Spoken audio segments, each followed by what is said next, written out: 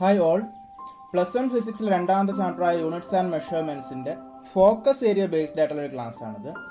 അപ്പോൾ ഈ വർഷത്തെ 2021 പബ്ലിക് എക്സാമിനേഷന് വേണ്ടതായിട്ടുള്ള ഫോക്കസ് ഏരിയ ബേസ്ഡ് ആയിട്ടുള്ള കാര്യങ്ങൾ ജസ്റ്റ് നമ്മളൊന്ന് റിവൈസ് ചെയ്യുകയാണ്. ഒപ്പം അതുമായിട്ട് ബന്ധപ്പെട്ട കുറച്ച് പ്രീവിയസ് ക്വസ്റ്റ്യൻസും വർക്കൗട്ട് ചെയ്യുകയാണ് ഈ ക്ലാസ്സിൻ്റെ നമ്മുടെ ഇന്നത്തെ ക്ലാസ്സിൻ്റെ ലക്ഷ്യം. അപ്പോൾ ഈ ചാപ്റ്ററിനെ കുറിച്ച് പറയുമ്പോഴത്തേക്കും ഒത്തിരി പോർഷൻസ് ഒഴിവാക്കിയിട്ടുണ്ട്. ഫോക്കസ് ഏരിയക്ക് പുറത്താണ്.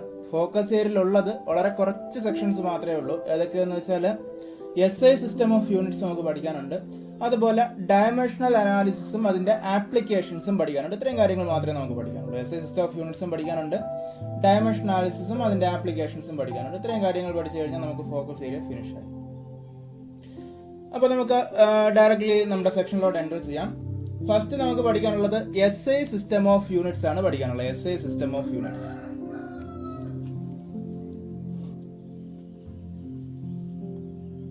SI സിസ്റ്റം എന്ന് പറയുമ്പോൾ അറിയാം, ഇന്റർനാഷണൽ സിസ്റ്റം ഓഫ് യൂണിറ്റ്സ് ആണ്. അപ്പോൾ SI സിസ്റ്റം പറയുന്നതിന് മുമ്പ് വേറെ 2-3 സിസ്റ്റം പറയാതെ നമുക്ക് SI സിസ്റ്റത്തിലോട്ട് പോകാൻ നിവൃത്തിയില്ല. അതുകൊണ്ട് ആ സിസ്റ്റം ഓഫ് യൂണിറ്റ്സ് കൂടി ഞാൻ പറയുവാണ്. അതായത് നമ്മുടെ ലോകത്തിന്റെ പല ഭാഗത്തും മുൻകാലങ്ങളിൽ പല പല യൂണിറ്റ്സ് ആണ് ഉപയോഗിച്ചിരുന്നത്. അതായത് നമ്മുടെ ചില രാജ്യങ്ങളിലാണെങ്കിൽ ലെങ്തിന് സെന്റിമീറ്റർ ഉപയോഗിച്ചു, മാസിന് ഗ്രാം ഉപയോഗിച്ചു, ടൈമിന് സെക്കൻഡ് ഉപയോഗിച്ചു. അതേസമയം ബ്രിട്ടനിലൊക്കെ ആണെങ്കിൽ ലെങ്തിന് ഫൂട്ട് എന്നുള്ള യൂണിറ്റ് ഉപയോഗിച്ചു, മാസിന് പൗണ്ട് എന്നുള്ള യൂണിറ്റ് ഉപയോഗിച്ചു, ടൈമിന് അവിടെയും സെക്കൻഡ് തന്നെയാണ്. ഇനി മറ്റേ സ്ഥലത്താണെങ്കിൽ അതുപോലെ ടൈമിനായാലും ലെങ്തിനായാലും മാസിനായാലും ബാക്കിയുള്ള ഫിസിക്കൽ ക്വാണ്ടിറ്റീസിനെല്ലാം ഓരോ റീജിയണിലും പല പല യൂണിറ്റ്സ് ആണ് ഉപയോഗിച്ചുകൊണ്ടിരുന്നത്.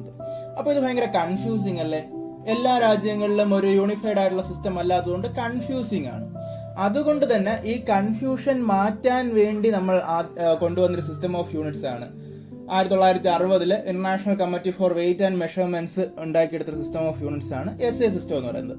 അപ്പോൾ അതിന് മുൻപ് നിലനിന്നിരുന്ന സിസ്റ്റം ഓഫ് യൂണിറ്റ്സ് അറിയേണ്ടത് ഒന്ന് CGS സിസ്റ്റമാണ്. CGS സിസ്റ്റത്തിൽ നമ്മൾ ലെങ്ത് മെഷർ ചെയ്തിരുന്നത്, ഈ CGS എന്ന് പറയുന്നത് ഈ യൂണിറ്റ്സിന്റെ ഷോർട്ട് ഫോം ആണ് എഴുതിയിരിക്കുന്നത് കേട്ടോ. ലെങ്ത് മെഷർ ചെയ്യുന്നത് സെന്റിമീറ്ററിലാണ്. അതുപോലെ മാസ് മെഷർ ചെയ്യുന്ന യൂണിറ്റിലാണെന്ന് അറിയാമോ? ഗ്രാമിലാണ് മെഷർ ചെയ്യുന്നത്. അപ്പോൾ സിന്റെ ഫസ്റ്റ് ലെറ്റർ എന്ന് വെച്ചാൽ സെന്റിമീറ്ററിന്റെ ഫസ്റ്റ് ലെറ്റർ ആണ്. G എന്ന് പറയുന്നത് ഗ്രാമിന്റെ ഫസ്റ്റ് ലെറ്റർ ആണ്. മാസ് ഗ്രാമിലാണ് മെഷർ ചെയ്യുന്നത്. അടുത്ത് ടൈം എന്തിലായിരിക്കും? S സ്റ്റാർട്ട് ചെയ്യുന്ന ടൈമിന്റെ യൂണിറ്റ് സെക്കൻഡ് അല്ലേ? സോ ടൈം യൂണിറ്റ് മെഷർ ചെയ്യുന്നത് സെക്കൻഡിലാണ്. സെക്കൻഡ് ആയിരുന്നു ടൈം മെഷർ ചെയ്തിരുന്നത്. അടുത്ത് ബ്രിട്ടനിലൊക്കെ അതേസമയം ഉപയോഗിച്ചിരുന്ന യൂണിറ്റ് എന്ന് പറയുന്നത് FPS സിസ്റ്റമാണ്. FPS സിസ്റ്റം അവിടെയും എല്ലാം ഉണ്ട്. ലെങ്ത് എന്ന് പറയുന്നത് Fൽ സ്റ്റാർട്ട് ചെയ്യുന്ന യൂണിറ്റ് ആണ്. ഫൂട്ടിലാണ് ലെങ്ത് മെഷർ ചെയ്യുന്നത്. മാസ് ആണെങ്കിലോ പിയിൽ തുടങ്ങുന്ന മാസിന്റെ യൂണിറ്റ് എന്താ? പൗണ്ട് ആണ് അല്ലെ? പൗണ്ട് ഉപയോഗിച്ചാണ് മാസ് മെഷർ ചെയ്യുന്നത്. അതുപോലെ ടൈം മെഷർ ചെയ്യുന്ന യൂണിറ്റ് എന്ന് പറയുന്നത് സെക്കൻഡിൽ തന്നെയാണ് ടൈം മെഷർ ചെയ്യുന്നത്. ഇപ്പൊ CGS ആയി, FPS ആയി. ഇനി MKS എന്ന് പറയുന്ന സിസ്റ്റം ഓഫ് യൂണിറ്റ് കൂടി ഉണ്ട് കേട്ടോ. MKS ഇവിടെ നിങ്ങൾക്ക് ഇതിന്റെ ഷോർട്ട് ഫോം ആണ്, യൂണിറ്റ്സിന്റെ ഷോർട്ട് ഫോം ആണ്. M എന്ന് പറയുന്നത് ലെങ്തിന്റെ M-ൽ തുടങ്ങുന്ന യൂണിറ്റ് എന്താണ്? മീറ്റർ അല്ലെ? അടുത്ത് മാസിന്റെ K അല്ലേ? K-ൽ തുടങ്ങുന്ന യൂണിറ്റ് എന്താണ്? കിലോഗ്രാം. ടൈം ആണെങ്കിലോ സെക്കൻഡിലാണ്. എല്ലാ യൂണിറ്റിലും ഏത് സിസ്റ്റം ഓഫ് യൂണിറ്റ് എടുത്താലും ടൈം സെക്കൻഡിലാണ്. ഈവൻ SI സിസ്റ്റത്തിൽ ഉൾപ്പെടെ ടൈം സെക്കൻഡിലാണ് മെഷർ ചെയ്യുന്നത്. അപ്പോൾ ഇത് ഫോക്കസ് ഏരിയയിൽ പറഞ്ഞിട്ടില്ലാത്തൊരു കാര്യമാണ്. എങ്കിലും നമുക്ക് SI സിസ്റ്റം ഓഫ് യൂണിറ്റ് പറയുമ്പോൾ നമുക്കിത് പറയാതെ പോകുന്ന നിവൃത്തിയില്ല. അപ്പോൾ ഇവിടെ നോക്കിയാൽ ബ്രിട്ടനിൽ FPS സിസ്റ്റം ഉപയോഗിച്ചു, മറ്റു ചിലയിടത്ത് CGS ഉപയോഗിച്ചു, ബാക്കി ചിലയിടത്ത് MKS ഉപയോഗിച്ചു. ഇനി പലയിടത്തും പല പല യൂണിറ്റ്സ് ആണ് ഉപയോഗിച്ചുകൊണ്ടിരുന്നത്. ലെങ്തിനായാലും മാസിനായാലും ടൈമിലായാലും ഏതിനായാലും. അപ്പോൾ 1960 ഞാൻ നേരത്തെ പറഞ്ഞ പോലെ international committee four weights and measurements ഒരു തീരുമാനം എടുത്തു. ഇങ്ങനെ പല പല രാജ്യങ്ങളിൽ പല പല യൂണിറ്റ്സ് ഉപയോഗിച്ചുകൊണ്ടിരിക്കുകയാണെങ്കിൽ അത് കൺഫ്യൂസിംഗ് ആണ്. നമുക്ക് ഇന്റർനാഷണലി അക്സെപ്റ്റഡ് ആയിട്ടുള്ള ഒരു സിസ്റ്റം ഓഫ് യൂണിറ്റ് വേണം. അതുകൊണ്ടാണ് international system of unit SI system of units adopt ചെയ്ത്. അപ്പോൾ SI സിസ്റ്റം ഓഫ് യൂണിറ്റ്സിനെ കുറിച്ചാണ് നമുക്ക് പഠിക്കാനുള്ളത്. അപ്പോൾ ഫസ്റ്റ് ഓഫ് ഓൾ SI സിസ്റ്റത്തിൽ ഇന്റർനാഷണൽ സിസ്റ്റം ഓഫ് യൂണിറ്റ്സിൽ ഏതൊക്കെ യൂണിറ്റ് ആണുള്ളത്, അല്ലെങ്കിൽ ഏതൊക്കെ ഫിസിക്കൽ ക്വാണ്ടിറ്റീസ് ആണുള്ളത്, അവയുടെ യൂണിറ്റ് എന്താണ്, സിമ്പൽ എന്താണ്, ഇങ്ങനെയുള്ള കാര്യങ്ങൾക്ക് നമുക്കറിയണം. അപ്പോൾ അതിൽ SI സിസ്റ്റത്തിൽ ആകെയുള്ളത് 7 ഫണ്ടമെന്റൽ യൂണിറ്റ്സും 2 സപ്ലിമെന്ററി യൂണിറ്റ്സും ആണുള്ളത്. അതിലുള്ള 7 ഫണ്ടമെന്റൽ യൂണിറ്റ്സ് ആണ് നിങ്ങളിവിടെ കാണുന്നത്. ഒന്നാമത്തേന്ന് പറഞ്ഞാൽ ലെങ്ത് ആണ്. ലെങ്തിന്റെ യൂണിറ്റ് മീറ്റർ ആണ്. എസ് എസ് മീറ്റർ ആണ്. അതിന്റെ സിമ്പിൾ ആണെങ്കിലോ എം ആണ്. അടുത്തത് മാസ് ആണ്. മാസിന്റെ യൂണിറ്റ് എന്താണ്? കിലോഗ്രാം ആണ്. സിമ്പിൾ കെ ജി ആണ്. അടുത്താണെങ്കിലോ ടൈം ആണ്. എല്ലാ സിസ്റ്റത്തിലുള്ളതാണ്. ടൈം ആണ്. അതിന്റെ യൂണിറ്റ് സെക്കൻഡ് ആണ്. സെക്കൻഡിന്റെ സിമ്പിൾ നിങ്ങൾക്കറിയാം, എസ് ആണ്. അപ്പോൾ ഇത് 3 നിങ്ങൾ വളരെയധികം ഫെമിലിയർ ആയിട്ടുള്ള യൂണിറ്റ്സ് ആണ്. ഇനി അടുത്ത് പറയാൻ പോകുന്നതും കേട്ടിട്ടുള്ളത് തന്നെയാണ്. ഇലക്ട്രിക് കറണ്ട് +2 വളരെ ഡീറ്റെയിൽ ആയിട്ട് പഠിക്കാനുണ്ട്. കറണ്ട് ഇലക്ട്രിസിറ്റി എന്നുള്ള ചാപ്റ്ററിൽ ഇലക്ട്രിക് കറണ്ടിനെ കുറിച്ച്. അതിന്റെ യൂണിറ്റ് എന്ന് പറയുന്നത് ആംപെയർ ആണ്. കണ്ടില്ലേ, ആംപെയർ ആണ്. സിമ്പിൾ എ ഉപയോഗിച്ചാണ് റെപ്രസെന്റ് ചെയ്യുന്നത്. അടുത്ത് ടെമ്പറേച്ചർ മെഷർ ചെയ്യുന്നത് കെൽവിൻ എന്നുള്ള യൂണിറ്റിലാണ്. അതിന്റെ സിമ്പിൾ ആണെങ്കിലോ കെ ആണ്. കെൽവിൻ എന്നുള്ള യൂണിറ്റിലാണ് ടെമ്പറേച്ചർ മെഷർ ചെയ്യുന്നത്. സിമ്പിൾ കെ ആണ്. അത് നിങ്ങൾ കേട്ടുള്ള യൂണിറ്റാണ്, ഞാൻ കൂടുതലൊന്നും പറയേണ്ട കാര്യമില്ല. ഡിഗ്രി സെൽഷ്യസും ഫാരൻഹീറ്റും കെൽവിനും എല്ലാം യൂണിറ്റാണ്. അതിന്റെ SI യൂണിറ്റ് എന്ന് പറയുന്നത് കെൽവിനാണ്. അടുത്ത് എമൗണ്ട് ഓഫ് സബ്സ്റ്റൻസ് ആണ്. സബ്സ്റ്റൻസിന്റെ എമൗണ്ട് ഓഫ് സബ്സ്റ്റൻസ് നമ്മൾ മെഷർ ചെയ്യുന്നത് മോൾ എന്ന് പറയുന്ന യൂണിറ്റിലാണ്. മോളിലാണ് എമൗണ്ട് ഓഫ് സബ്സ്റ്റൻസ് മെഷർ ചെയ്യുന്നത്. അപ്പോൾ എന്താണ് അതിന്റെ സിമ്പിൾ എന്ന് പറയുന്നത് MOL ആണ്. ഓക്കെ അല്ലേ? എമൗണ്ട് ഓഫ് സബ്സ്റ്റൻസ് നമ്മൾ മെഷർ ചെയ്യുന്നത് മോൾ എന്ന് പറയുന്ന യൂണിറ്റിലാണ്. അതിന്റെ സിമ്പിൾ MOL ആണ്. റൈറ്റ്? അപ്പോൾ എമൗണ്ട് ഓഫ് സബ്സ്റ്റൻസ് മെഷർ ചെയ്യുന്നത് മോളിലാണ്. സിമ്പിൾ MOL ആണ്. ഓക്കെ അല്ലേ? അടുത്തെന്ന് പറയുന്നത് ലൂമിനസ് ഇന്റൻസിറ്റി ആണ്. അപ്പോൾ ലൂമിനസ് ഇന്റൻസിറ്റി നിങ്ങൾ അധികം കേട്ടുള്ളതാണ്. ഇത് ഇവിടെ ഉള്ള ബാക്കിയെല്ലാം നിങ്ങൾ കേട്ടുള്ള length, mass, time, electric current, temperature, amount of substance എല്ലാം നിങ്ങൾ പലയിടത്തായിട്ട് കേട്ടിട്ടുള്ളതാണ് അല്ലേ? അതേസമയം ലൂമിനസ് ഇന്റൻസിറ്റി ഇതുവരെ നിങ്ങൾ കേട്ടില്ലാത്ത സാധനമാണ്. ലൂമിനസ് ഇന്റൻസിറ്റി എന്നുള്ള വേർഡ് കണ്ട് പേടിക്കേ വേണ്ട. നമ്മൾ ഡെയിലി ലൈഫിൽ ഒത്തിരി ഉപയോഗിച്ചിട്ടുള്ളതാണ്. ഇന്റൻസിറ്റി ഓഫ് ലൈറ്റ് ആണ് ഉദ്ദേശിക്കുന്നത് കേട്ടോ. ലൂമിനസ് ഇന്റൻസിറ്റി ഓഫ് ലൈറ്റ് ആണ്. പച്ച മലയാളത്തിൽ നമ്മൾ വെട്ടം എന്ന് പറയും. വെട്ടം അതായത് ഒരു റൂമിൽ നമ്മളൊരു ബൾബ് ഇട്ടു, ലൈറ്റ് ഓൺ ചെയ്തു. അപ്പോഴത്തേക്കും നമ്മൾ പറയില്ലേ വെട്ടം കൂടുതലാണ്, വെട്ടം കുറവാണെന്നൊക്കെ പറയില്ലേ? അത് തന്നെയാണ് ഈ സാധനം. ലൂമിനസ് ഇന്റൻസിറ്റി എന്ന് വെച്ചാൽ എന്താണ്? നമ്മുടെ പച്ച മലയാളത്തിൽ വെട്ടം എന്ന് പറയും. അപ്പോൾ വെട്ടം കുറവാണെങ്കിൽ നമ്മൾ എന്ത് ചെയ്യും? ഒരു ലൈറ്റ് കൂടി മേടിച്ചിടും അല്ലേ? അത് തന്നെയാണ് ലൈറ്റിന്റെ ഇന്റൻസിറ്റി ആണ് ലൂമിനസ് ഇന്റൻസിറ്റി എന്ന് പറയുന്നത് ഉദ്ദേശിക്കുന്നത്. പച്ച മലയാളത്തിൽ വെട്ടം എന്ന് പറഞ്ഞു കഴിഞ്ഞാൽ നമുക്കത് ക്ലിയർ ആണ്. അതിനെ മെഷർ ചെയ്യാൻ വേണ്ടി നമ്മൾ ഉപയോഗിക്കുന്ന യൂണിറ്റാണ് കാൻഡല, CD എന്നുള്ളത് ഉപയോഗിക്കും. അപ്പോൾ ഇതിന്റെ യൂണിറ്റ് മാത്രം അറിഞ്ഞിരുന്നതായിട്ടോ. നമ്മൾ ഹയർ സെക്കൻഡറി കോഴ്സിൽ ലൂമിനസ് ഇന്റൻസിറ്റി വേറെ ഒരിടത്തും യൂസ് ചെയ്യുന്നില്ല. അതിന്റെ ആ യൂണിറ്റോ അതിനെ കുറിച്ചോ ഒന്നും കൂടുതൽ ഒരിടത്തും യൂസ് ചെയ്യുന്നില്ല. അപ്പോൾ ലൂമിനസ് ഇന്റൻസിറ്റി ഉള്ള സാധനം ഉണ്ട് എന്നും അതിന്റെ യൂണിറ്റ് കാൻഡല ആണെന്നും സിമ്പിൾ CD ആണെന്നും ജസ്റ്റ് അറിഞ്ഞിരിക്കാം. ഇത്രയേ ഉള്ളൂ ഇതിനെക്കുറിച്ച് നമുക്ക് പറയുമ്പോൾ. അപ്പോൾ ഇത്രയും കാര്യങ്ങൾ ക്ലിയർ അല്ലേ? അങ്ങനെയാണെങ്കിൽ ഇത് 7 എണ്ണം, ഇവിടെ 7 എണ്ണം പറഞ്ഞല്ലേ. ഒന്നാമത്തത് ലെങ്ത് ആണ്, രണ്ടാമത്തത് mass, 3 time, 4 electric current, 5 temperature, 6 amount of substance, 7 luminous intensity. അങ്ങനെ നമ്മൾ എത്ര എണ്ണം പറഞ്ഞു? 7 എണ്ണം പറഞ്ഞു. ഇനി 2 സപ്ലിമെന്ററി യൂണിറ്റ് കൂടി ഉണ്ട് കേട്ടോ. 2 സപ്ലിമെന്ററി യൂണിറ്റ്. 2 സപ്ലിമെന്ററി യൂണിറ്റ്സ് ഉപയോഗിക്കുന്നതിനാണെന്നറിയോ? ആംഗിൾ മെഷർമെന്റ്സിനാണ് കേട്ടോ. ആംഗിൾ മെഷർമെന്റ് 2 ടൈപ്പ് ആംഗിൾ നമുക്ക് കാണാൻ പറ്റും. നിങ്ങളിവിടെ നോക്കിയേ, 2 ടൈപ്പ് ആംഗിൾ. ഇതാണ് നമ്മൾ സാധാരണ കണ്ടുവരുന്ന ആംഗിൾ. തീറ്റ ഉപയോഗിച്ച് റെപ്രസെന്റ് ചെയ്യുന്ന സാധാരണ കണ്ടുവരുന്ന ആംഗിൾ. ഇതിനെ നമ്മൾ പ്ലെയിൻ ആംഗിൾ എന്ന് പറയും. Plain angle. ഓക്കെ അല്ലേ? സാധാരണഗതിയിൽ കണ്ടുവരുന്ന ആംഗിൾ എന്ന് പറയുന്നത് ഇതാണ്.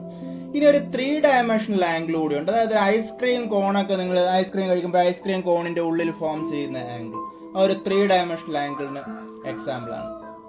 ഓക്കെ അല്ലേ? അല്ലെങ്കിൽ സ്ഫിയറിന്റെ ഒരു സെക്ടർ ക്രോസ് സെക്ഷൻ നമ്മൾ എടുക്കുകയാണെങ്കിൽ അവിടെ ഫോം ചെയ്യുന്ന ആംഗിൾ എന്ന് പറയുന്നത് ഒരു 3 ഡയമെൻഷണൽ ആംഗിൾ ആണ്. അതിനെ നമ്മൾ സോളിഡ് ആംഗിൾ എന്ന് പറയും. Solid angle. ഓക്കെ അല്ലേ?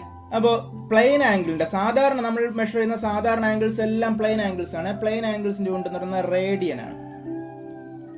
റേഡിയൻ, RAD എന്റെ സിമ്പിൾ. പ്ലെയിൻ ആംഗിൾ ആണെങ്കിലും അതിന്റെ യൂണിറ്റ് സ്റ്റെറേഡിയൻ ആണ്. Sold angle. Sold angle steradian ആണ് യൂണിറ്റ്. അതിന്റെ സിമ്പിൾ SR ആണ്. ഓക്കെ അല്ലേ? അപ്പൊ ഇതും കൂടെ ഒന്ന് അറിഞ്ഞിരിക്കട്ടോ. 2 സപ്ലിമെന്ററി യൂണിറ്റ്സ് കൂടി ഉണ്ട് എന്നും ആ സപ്ലിമെന്ററി യൂണിറ്റ്സ് പ്ലെയിൻ ആംഗിളും സോളിഡ് ആംഗിളും ആണ് എന്നും അറിഞ്ഞിരിക്കും. സിമ്പിൾ അല്ല ഇത്രയും കാര്യങ്ങൾ? അപ്പൊ SI system of units clear ആണ്. അപ്പോൾ 7 ഫണ്ടമെന്റൽ യൂണിറ്റ്സും പിന്നെന്താണ് 2 സപ്ലിമെന്ററി യൂണിറ്റ്സും ഉണ്ടെന്ന് അതിന്റെ വാല്യൂസും ഈ കാര്യങ്ങളൊക്കെ ഒന്ന് അറിഞ്ഞിരിക്കണം. അപ്പൊ SI സിസ്റ്റം ഓഫ് യൂണിറ്റ്സിന്റെ കുറച്ച് അഡ്വാൻറ്റേജസ് നിങ്ങൾക്ക് അറിയാൻ താല്പര്യമില്ല. എന്തൊക്കെയാണ് ഈ SI സിസ്റ്റം ഓഫ് യൂണിറ്റ്സിന്റെ അഡ്വാൻറ്റേജ് എന്ന്? ഒന്നാമത്തെ അഡ്വാൻറ്റേജ് എന്ന് വെച്ചാൽ എന്താ പറയുക, മാസിട്ട് ഞാൻ പറയാം. ഒന്നാമത്തെ അഡ്വാൻറ്റേജ്, എസ് ഐ സിസ്റ്റത്തിന്റെ ഒന്നാമത്തെ അഡ്വാൻറ്റേജ് എന്ന് വെച്ചാൽ ഇറ്റ് ഈസ് എന്താണ്, കോംപ്രിഹെൻസീവ്. കോംപ്രിഹെൻസീവ് എന്നുള്ള വേർഡ് കേട്ട് നിങ്ങൾ പേടിക്കണ്ട കേട്ടോ. കോംപ്രിഹെൻസീവ് എന്നുള്ള വേർഡ് കേട്ട് നിങ്ങൾ പേടിക്കണ്ട. എന്ന് വെച്ചാൽ ഇത്രയേ ഉള്ളൂ, എസ് എ സിസ്റ്റത്തിലെ 7 ഫണ്ടമെന്റൽ യൂണിറ്റ്സും ബാക്കി 2 സപ്ലിമെന്ററി യൂണിറ്റ്സും ഉപയോഗിച്ച് നമുക്ക് സയൻസ് ആൻഡ് ടെക്നോളജിയിലെ, സയൻസിലും ടെക്നോളജിയിലും വരുന്ന എല്ലാ ഫീൽഡ്സിലെയും എല്ലാ ഫിസിക്കൽ ക്വാണ്ടിറ്റീസിനെ റെപ്രസെന്റ് ചെയ്യാൻ പറ്റും. ഏത് ഫിസിക്കൽ ക്വാണ്ടിറ്റീസ് വേണമെങ്കിലും ഇത് ഉപയോഗിച്ച് നമുക്ക് എന്ത് ചെയ്യാൻ പറ്റും, ഡിറൈവ് ചെയ്തെടുക്കാൻ പറ്റും. സയൻസ് ആൻഡ് ടെക്നോളജിയിൽ വരുന്ന എല്ലാ ഫിസിക്കൽ ക്വാണ്ടിറ്റീസിനെയും എല്ലാ ഫീൽഡ്സിനെയും ഈ 7 ഫണ്ടമെന്റൽ യൂണിറ്റ്സും 2 സപ്ലിമെന്ററി യൂണിറ്റ്സും തമ്മിൽ കവർ ചെയ്യുന്നു. അതിനെ നമ്മൾ പറയുന്നതാണ് ഇറ്റ് ഈസ് കോംപ്രിഹെൻസീവ് എന്ന് പറയുന്നത്. It is comprehensive. ഓക്കെ അല്ലേ? അപ്പോൾ ഒന്നാമത്തെ അഡ്വാൻറ്റേജ് എന്താണ്, എസ് ഐ സിസ്റ്റത്തിന്റെ ഒന്നാമത്തെ അഡ്വാൻറ്റേജ് എന്താണ്, ഇറ്റ് ഈസ് കോംപ്രിഹെൻസീവ്. രണ്ടാമത്തെ അഡ്വാൻറ്റേജ് എന്താണെന്ന് പറയട്ടെ, ഇറ്റ് ഈസ് കൊഹറന്റ്.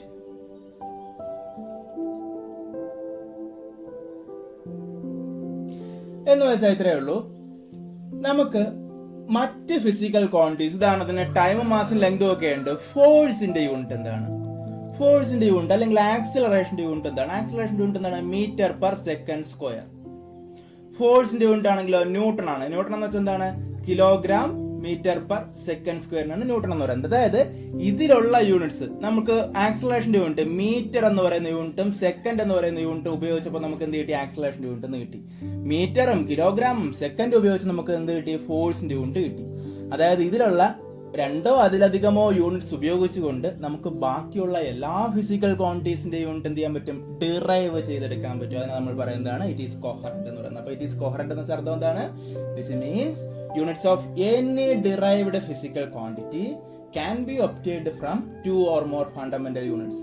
ഇവിടെ തന്നിരിക്കുന്ന 2 അതിലധികമോ ഫണ്ടമെന്റൽ യൂണിറ്റ്സ് ഉപയോഗിച്ചുകൊണ്ട് ബാക്കിയുള്ള ഏത് സിസ്റ്റത്തിലെ ഏത് യൂണിറ്റ് വേണമെങ്കിലും നമുക്ക് എന്ത് ചെയ്യാൻ പറ്റും, ഡിറൈവ് ചെയ്തെടുക്കാൻ പറ്റും. അതിനെ പറയുന്നതാണ് ഇറ്റ് ഈസ് കൊഹറന്റ് എന്ന് പറയുന്നത്. മൂന്നാമത്തത് കൂടുതൽ കോംപ്ലിക്കേഷൻ ഒന്നുമില്ല. S I units are internationally accepted. Internationally accepted എന്ന് വെച്ചാൽ വേറെ ഒന്നുമില്ല, അന്ന് മുൻപ് MKS സിസ്റ്റവും FKS സിസ്റ്റവും MKS സിസ്റ്റവും FPS സിസ്റ്റവും CGS സിസ്റ്റവും ഒക്കെയാണ് ഉണ്ടായിരുന്നപ്പോൾ ഓരോ സ്ഥലത്തും ഓരോ സിസ്റ്റം ആയിരുന്നു. ലോകം കംപ്ലീറ്റ് ഒരു സിസ്റ്റം ആയിരുന്നില്ല. SI സിസ്റ്റം വന്നപ്പോഴാണെങ്കിലോ ലോകത്തിൽ മൊത്തം ഒറ്റ സിസ്റ്റമേ ഉള്ളൂ. അപ്പോഴത്തേക്കും ലോകത്തിൽ ഏത് രാജ്യത്തിൽ എവിടെ വേണമെങ്കിലും അക്സെപ്റ്റഡ് ആണ്, ഇന്റർനാഷണലി അക്സെപ്റ്റഡ് ആണ്. അപ്പോൾ എന്തൊക്കെ അഡ്വാൻറ്റേജ് ഞാൻ പറഞ്ഞാൽ, ഒന്ന് ഇറ്റ് ഈസ് കൊഹറന്റ് എന്ന് പറഞ്ഞു. കൊഹറന്റ് എന്ന് വെച്ചാൽ നമ്മുടെ സയൻസ് ആൻഡ് ടെക്നോളജിയിലെ എല്ലാ ഫീൽഡ്സിനെയും ഇത് കവർ ചെയ്യുന്നുണ്ട് ഇന്റർനാഷണൽ സിസ്റ്റം ഓഫ് യൂണിറ്റ്സ്. 2 ഒന്ന് പറഞ്ഞു കോംപ്രിഹെൻസീവ് അല്ലേ, കോംപ്രിഹെൻസീവ് ആണ് ഞാൻ ഇപ്പോൾ പറഞ്ഞത്. It is comprehensive. കോംപ്രിഹെൻസീവ് എന്ന് വെച്ചാൽ സയൻസ് ആൻഡ് ടെക്നോളജിയിലെ എല്ലാത്തിനെയും ഇത് കവർ ചെയ്യുന്നുണ്ട്, എല്ലാ യൂണിറ്റ്സിനെയും ഇത് കവർ ചെയ്യുന്നു. 2 എന്താ പറഞ്ഞത്, ഇറ്റ് ഈസ് കൊഹറന്റ് എന്ന് പറഞ്ഞു. എന്ന് വെച്ചാൽ മറ്റ് ഫിസിക്കൽ ക്വാണ്ടിറ്റീസിന്റെ യൂണിറ്റ്സ് നമുക്ക് ഇത് ഉപയോഗിച്ച് ഈ ഫണ്ടമെന്റൽ യൂണിറ്റ്സിൽ നിന്നും ഡിറൈവ് ചെയ്തെടുക്കാൻ പറ്റും. 3 എന്താ പറയുന്നത്, SI units are internationally accepted. അപ്പോൾ ഇത്രയും കാര്യങ്ങൾ അറിഞ്ഞിരിക്കുക. ഇതാണ് SI യൂണിറ്റ്സിനെ കുറിച്ച് നമുക്ക് പറയാനുള്ള കാര്യങ്ങൾ. ക്ലിയർ അല്ലേ? ഇത്രയും കാര്യങ്ങളാണ് SI സിസ്റ്റം ഓഫ് യൂണിറ്റ്സിനെ കുറിച്ച് നമുക്ക് പറയാനുള്ള കാര്യങ്ങൾ. അടുത്ത് നമ്മൾ വളരെ പ്രധാനപ്പെട്ട കാര്യത്തിലോട്ട് പോവാണ്. ഫോക്കസ് ചെയ്തിട്ടുള്ള ഏറ്റവും പ്രധാനപ്പെട്ട ഒരു കാര്യം ഡയമെൻഷണൽ അനാലിസിസ്. ഡയമെൻഷണൽ അനാലിസിസിലോട്ടാണ് അടുത്ത് നമ്മൾ പോകുന്നത്. അപ്പോൾ ഡയമെൻഷണൽ അനാലിസിസ് എന്ന് വെച്ചാൽ നമ്മുടെ എന്താ പറയുക, ബാക്കിയുള്ള ഫിസിക്കൽ ക്വാണ്ടിറ്റീസ് ഉണ്ടല്ലോ, ഏതൊരു ഫിസിക്കൽ ക്വാണ്ടിറ്റീസ് ആയാലും നമുക്ക് ഫണ്ടമെന്റൽ ക്വാണ്ടിറ്റീസിന്റെ പവേഴ്സ് ആയിട്ട് റെപ്രസെന്റ് ചെയ്യാൻ പറ്റും. Fundamental quantities mass, length, time, temperature, amount of substance, ഇതിന്റെ എല്ലാത്തിന്റെയും പവേഴ്സ് ആയിട്ട് എല്ലാ ഫിസിക്കൽ ക്വാണ്ടിറ്റീസിനെയും എക്സ്പ്രസ് ചെയ്യാൻ കഴിയും. അപ്പൊ എന്തിനാണ് അങ്ങനെ എക്സ്പ്രസ് ചെയ്യുന്നതെന്ന് വെച്ചാൽ അതിന് certain ആപ്ലിക്കേഷൻസ് ഉണ്ട് കേട്ടോ. അതായത് വേറെ ഒന്നുമില്ല, നമുക്കൊരു ഇക്വേഷൻസ് കറക്റ്റ് ആണോ റോങ് ആണോ എന്ന് ചെക്ക് ചെയ്യാൻ പറ്റും, ശരിയാണോ തെറ്റാണോ എന്ന് ചെക്ക് ചെയ്യാൻ പറ്റും. അതുപോലെ തന്നെ എന്താണ്, പുതിയ ഇക്വേഷൻസ് നമുക്ക് ഫോം ചെയ്യാൻ പറ്റും. പിന്നെന്താണ്, ഒരു സിസ്റ്റം ഓഫ് യൂണിറ്റ്സിനെ മറ്റൊരു സിസ്റ്റം ഓഫ് യൂണിറ്റ്സിലോട്ട് കൺവേർട്ട് ചെയ്യാൻ പറ്റും. അങ്ങനെയുള്ള പല പല ആപ്ലിക്കേഷൻസ് ഉള്ളത് കൊണ്ടാണ് നമ്മൾ ഈ ഡയമെൻഷണൽ അനാലിസിസ് യൂസ് ചെയ്യുന്നത്. ഓക്കെ അല്ലേ? അപ്പൊ നമുക്ക് ഓരോന്നിനും നമ്മൾ ഉപയോഗിക്കുന്ന ഡയമെൻഷണൽ സിമ്പിൾസ് അറിയണ്ടേ? ഇവിടെ കാണുന്ന ഇതൊക്കെയാണ് ഡയമെൻഷണൽ സിമ്പിൾസ് എന്ന് പറയുന്നത്. ഒരു കാര്യം ഞാൻ പറയട്ടെ, നമ്മളിവിടെ +1 കോഴ്സിൽ ആദ്യത്തെ 3 ഉപയോഗിക്കുള്ളൂ കേട്ടോ. മൊത്തം 7 ഉണ്ട്. ഇവിടെ ഒരെണ്ണം കൂടെ ഉണ്ട്. 7ാമത്തെ എന്ന് പറയുന്നത് എന്താണ്, ഇനി അതാ ഉള്ളത് എമൗണ്ട് ഓഫ് സബ്സ്റ്റൻസ് ആണ്. എമൗണ്ട് ഓഫ് സബ്സ്റ്റൻസ് ആണ് 7ാമതായിട്ട് വരുന്നത്. എമൗണ്ട് ഓഫ് സബ്സ്റ്റൻസ്, അതിന്റെ ഡയമെൻഷൻ എന്ന് പറയുന്നത് ആക്ച്വലി എന്താണ്, മോൾ ആണ്. മോൾ, അത് ഞാനിവിടെ എഴുതാൻ വിട്ടു പോയതാണ്. ഓക്കെ അല്ലേ? അപ്പോൾ അതെന്തായാലും നമുക്ക് ജസ്റ്റ് അറിഞ്ഞിരുന്നാൽ മാത്രം മതി. ഇങ്ങനെ ഒരു സാധനം ഉണ്ട് എന്ന് അറിഞ്ഞിരുന്നാൽ മാത്രം മതി. അത് നമ്മൾ ഉപയോഗിക്കില്ല. 4 മുതൽ വരുന്നതൊന്നും നമ്മൾ +1 കോഴ്സിൽ അങ്ങനെ ഉപയോഗിക്കാറില്ല. കെൽവിൻ വളരെ റെയറായിട്ട് ഉപയോഗിക്കാറുണ്ട്, എങ്കിലും ബാക്കിയൊന്നും ഉപയോഗിക്കാറില്ല. അപ്പോൾ നമുക്ക് പ്രധാനമായിട്ട് അറിഞ്ഞിരിക്കേണ്ടത് ആദ്യത്തെ 3 ആണ്. ഏതൊക്കെയാ? Length, mass, time. ലെങ്തിന്റെ ഡയമെൻഷൻ എന്താണ്? L ആണ്, ക്യാപിറ്റൽ L ആണ്. മാസിന്റെ ഡയമെൻഷൻ ആണെങ്കിലോ ക്യാപിറ്റൽ M ആണ്. ടൈമിന്റെ ഡയമെൻഷൻ ആണെങ്കിലോ ക്യാപിറ്റൽ T ആണ്. ഓക്കെ അല്ലേ? അപ്പോൾ കൺഫ്യൂഷൻ ഉണ്ടാവാൻ ചാൻസ് ഇല്ല. ലെങ്തിന്റെ സ്റ്റാർട്ടിംഗ് ലെറ്റർ L ആണ്, അപ്പോൾ അതിന്റെ ഡയമെൻഷൻ L ആണ്. മാസിന്റെ സ്റ്റാർട്ടിംഗ് ലെറ്റർ M ആണ്, സോ അതിന്റെ ഡയമെൻഷൻ M ആണ്. ടൈമിന്റെ സ്റ്റാർട്ടിംഗ് ലെറ്റർ T ആണ്, സോ അതിന്റെ ഡയമെൻഷൻ T ആണ്. അത്രേ ഉള്ളൂ. അവിടെ പിന്നെ കൂടുതൽ കൺഫ്യൂഷൻ ഒന്നും ചാൻസ് ഇല്ല. അപ്പോൾ ഇതാണ് ഇതിന്റെ ഡയമെൻഷൻ എന്ന് പറയുന്നത്. ഇവിടെ ഒരു ടേബിളിൽ ഫിസിക്കൽ ക്വാണ്ടിറ്റിയും ഡയമെൻഷനും യൂണിറ്റും പറഞ്ഞിട്ടുണ്ട്. യൂണിറ്റ് നേരത്തെ നമ്മൾ ആൾറെഡി പറഞ്ഞതാണ്. എല്ലാം യൂണിറ്റ് എഴുതിയിട്ടുണ്ട്. അത്രേ ഉള്ളൂ. അപ്പോൾ എങ്ങനെയാണ് ഇതിന്റെ ഡയമെൻഷൻസ് കണ്ടുപിടിക്കുന്നതെന്ന് അറിയണ്ടേ? ഓരോ ഫിസിക്കൽ ക്വാണ്ടിറ്റിയുടെയും ഡയമെൻഷൻ കണ്ടുപിടിക്കുന്നത് എങ്ങനെയാണെന്ന് അറിയണ്ടേ? ഒന്നാമതായിട്ട് ഏരിയ ഡയമെൻഷൻ, സിംപ്ലസ്റ്റ് ഡയമെൻഷൻ കണ്ടുപിടിച്ചുകൊണ്ട് നമുക്ക് സ്റ്റാർട്ട് ചെയ്യാം. അപ്പോൾ ഏരിയയുടെ ഏതിൻ്റെയാണോ ഡയമെൻഷൻ നമ്മൾ കണ്ടുപിടിക്കേണ്ടത്, ഏത് ഫിസിക്കൽ ക്വാണ്ടിറ്റിയുടെ ആണോ ഡയമെൻഷൻ കണ്ടുപിടിക്കേണ്ടത്, ആദ്യം അതിൻ്റെ ഡയമെൻഷൻ കണ്ടുപിടിക്കണമെങ്കിൽ നമുക്ക് ഫണ്ടമെൻ്റലായിട്ട് അറിയേണ്ട കാര്യം എന്ന് പറയുന്നത് അതിൻ്റെ ഈ ഇക്വേഷൻ അറിയണം. ഇക്വേഷൻ അറിഞ്ഞാൽ മാത്രമേ നമുക്ക് കണ്ടുപിടിക്കാൻ പറ്റുള്ളൂ. സോ ഏരിയയുടെ ഇക്വേഷൻ എന്ന് പറയുമ്പോൾ ലെങ്ത് ഇൻറ്റു എന്താണ്, ബ്രെഡ്ത്ത് ആണ് അല്ലേ? ലെങ്ത് ഇൻറ്റു ബ്രെഡ്ത്ത് ആണ്. അപ്പോൾ ലെങ്ത് എന്ന് പറയുന്നത് ഇതിൽ ഏത് ഉപയോഗിച്ച് റെപ്രസെന്റ് ചെയ്യാം? ലെങ്ത് എന്ന് പറയുമ്പോൾ ലെങ്ത് ആണ്, അതിൻ്റെ എന്ന് പറഞ്ഞാൽ L ആണ്, ക്യാപിറ്റൽ L ആണ്. പിന്നെ ബ്രെഡ്ത്ത് ആണെങ്കിലോ മാസ് ആണോ, ടൈം ആണോ, ലെങ്ത് ആണോ, എന്താണ്? നീളം, വീതി അല്ലേ? ലെങ്തും ബ്രെഡ്ത്തും എല്ലാം ലെങ്ത് ഉപയോഗിച്ച് നമുക്ക് മെഷർ ചെയ്യാൻ കഴിയുള്ളൂ. ശരിയല്ലേ? ലെങ്ത് എന്ന് വെച്ചാലും ബ്രെഡ്ത്ത് എന്ന് വെച്ചാലും ലെങ്ത് തന്നെയല്ലേ? നമ്മുടെ ഏത് ഡയമെൻഷൻ എടുക്കുന്നോ അതിന്റെ ഒരു സൈഡിന്റെ ലെങ്ത് തന്നെയാണ് ബ്രെഡ്ത്ത് എന്ന് പറയുന്നത്. നീളവും വീതിയും എല്ലാം ലെങ്ത് തന്നെയാണ്. സോ അതും L തന്നെയാണ്. സോ L ഇൻറ്റു L എന്ന് വെച്ചാൽ എന്താണ്? L square. നമ്മൾ ഡയമെൻഷൻ ഇൻഡിക്കേറ്റ് ചെയ്യാൻ വേണ്ടി സ്ക്വയർ ബ്രാക്കറ്റിനാണ് ഇൻഡിക്കേറ്റ് ചെയ്യുന്നത്. സ്ക്വയർ ബ്രാക്കറ്റ് എന്നിട്ടാണ് ഡയമെൻഷൻ എന്നാണ് വായിക്കുന്നത്. പക്ഷെ ഒരു പ്രശ്നമുണ്ട്. നമുക്ക് സാധാരണ അതിലെ മാസ്, ലെങ്ത്, ടൈം എല്ലാത്തിൻ്റെയും ടൈമിലാണ് നമ്മൾ ഡയമെൻഷൻ എക്സ്പ്രസ് ചെയ്യുന്നത്. അപ്പോൾ ഇവിടെ ഏരിയക്കകത്ത് മാസ് വരുന്നില്ലല്ലോ. മാസ് ഇല്ലാത്തതുകൊണ്ട് തന്നെ m⁻�0 നമ്മൾ റെപ്രസെന്റ് ചെയ്യും. L ഉണ്ട് അല്ലേ? ലെങ്ത് ഉണ്ട്, L-ന്റെ പവർ 2 ആണ്. അടുത്ത് ടൈം വരുന്നുണ്ടോ? ടൈം ഇല്ല അല്ലേ? ടൈം ഇല്ലാത്തതുകൊണ്ട് തന്നെ t⁻0 എന്ന് റെപ്രസെന്റ് ചെയ്യും. ഇങ്ങനെ നമുക്ക് റെപ്രസെന്റ് ചെയ്യാം. അപ്പോൾ ഇതാണ് ഒരു കംപ്ലീറ്റ് ഫോം ഓഫ് ഡയമെൻഷൻ എന്ന് പറയുന്നത്. ഒരു ഫിസിക്കൽ ക്വാണ്ടിറ്റീസിന്റെ ഫുൾ ഫോം ഓഫ് ഡയമെൻഷൻ എന്ന് പറയുന്നത് ഇതാണ്. രണ്ടാമതായിട്ട് നമുക്ക് ഒരു ക്വാണ്ടിറ്റി കൂടി ചെയ്ത് നോക്കാം. അപ്പോൾ നിങ്ങൾ കൂടുതൽ ക്ലിയർ ആവും. വോളിയത്തിന്റെ ഇക്വേഷൻ ഞാൻ നേരത്തെ പറഞ്ഞു. ഏത് ഫിസിക്കൽ ക്വാണ്ടിറ്റിയുടെ ഡയമെൻഷൻ കണ്ടുപിടിക്കണമെങ്കിൽ എന്ത് അറിയണം? നമ്മൾ അതിന്റെ ഇക്വേഷൻ അറിയണം. വോളിയത്തിന്റെ ഇക്വേഷൻ എന്ന് പറയുന്നത് എന്താണ്? Length into breadth into height ആണ്. ലെങ്ത് ആയാലും ബ്രെഡ്ത്ത് ആയാലും ഹൈറ്റ് ആയാലും എല്ലാം ലെങ്ത് തന്നെയല്ലേ? ബ്രെഡ്ത്തും ഹൈറ്റും എല്ലാം ലെങ്തിൽ തന്നെയാണ് നമ്മൾ മെഷർ ചെയ്യുന്നത്. അപ്പോൾ എല്ലാത്തിൻ്റെയും ഡയമെൻഷൻ എന്ത് തന്നെയാണ്? ക്യാപിറ്റൽ L തന്നെയാണ്. ലെങ്ത് എന്ന് വെച്ചാൽ ക്യാപിറ്റൽ L അല്ലേ? ആണ്. അപ്പോൾ L³ എന്ന് വരും. അതാണ് അതിന്റെ ഡയമെൻഷൻ. കംപ്ലീറ്റ് ഫോമിൽ എങ്ങനെ എഴുതാം? m⁻�0, L⁻3, t⁻0 എന്ന് എഴുതാം. ഇതാണ് നമ്മുടെ വോളിയത്തിന്റെ ഡയമെൻഷൻ. അപ്പോൾ വോളിയത്തിന്റെ ഡയമെൻഷനും കിട്ടിയേ. അപ്പോൾ ഏരിയയുടെ ഡയമെൻഷൻ കിട്ടി, വോളിയത്തിന്റെ ഡയമെൻഷൻ കിട്ടി. നിർത്തണ്ട, നമുക്ക് കുറച്ചുകൂടെ ഡയമെൻഷൻസ് ഒക്കെ ചെയ്ത് നോക്കാം. കുറച്ചധികം ഡയമെൻഷൻസ് ചെയ്ത് പഠിക്കാം. അടുത്തെന്താണ്? മൂന്നാമത്തത് ഡെൻസിറ്റി ചെയ്ത് നോക്കിയാലോ? ഡെൻസിറ്റി ചെയ്ത് നോക്കാം. ഞാൻ നേരത്തെ പറഞ്ഞു ഏതിന്റെ ഡയമെൻഷൻ കണ്ടുപിടിക്കണമെങ്കിൽ അതിന്റെ ഇക്വേഷൻ അറിയണം. ഡെൻസിറ്റി എന്ന് വെച്ചാൽ മാസ് ഡിവൈഡഡ് ബൈ വോളിയം ആണ്. മാസിന്റെ ഡയമെൻഷൻ എന്താണ്? ക്യാപിറ്റൽ M ആണ്. വോളിയത്തിന്റെ ഡയമെൻഷൻ ചെയ്യേണ്ട കാര്യമുണ്ടോ? ഒരിക്കൽ നമ്മൾ ചെയ്ത് കഴിഞ്ഞില്ലേ? വോളിയത്തിന്റെ ഡയമെൻഷൻ L³ അല്ലേ? നമുക്ക് കംപ്ലീറ്റ് ഫോം ഇവിടെ ഉപയോഗിക്കണമെന്നില്ല കേട്ടോ. ഫൈനൽ ആൻസർ ആയിട്ട് കംപ്ലീറ്റ് ഫോം അങ്ങ് എഴുതിയാൽ മതി. വോളിയത്തിന്റെ ഡയമെൻഷൻ L³ അല്ലേ? ഒരിക്കൽ കണ്ടുപിടിച്ച ഡയമെൻഷൻ ആയിട്ട് അതെടുത്ത് അങ്ങ് സബ്സ്റ്റിറ്റ്യൂട്ട് ചെയ്താൽ പോരെ? L³ ആണ്. അപ്പൊ എന്താ വരിക? L³ അല്ലേ? ഡിവൈഡഡ് ബൈ L³ ആണ്. അപ്പോൾ ഈ L³ മുകളിൽ പോകുമ്പോൾ എന്താവും? L⁻³ ആവും. തീർന്നു. ml⁻³ അത്രേ ഉള്ളൂ ഇതിന്റെ ഡയമെൻഷൻ. ഫുൾ ഫോമിൽ കംപ്ലീറ്റ് ഫോമിൽ നമുക്ക് എങ്ങനെ എഴുതാം? എം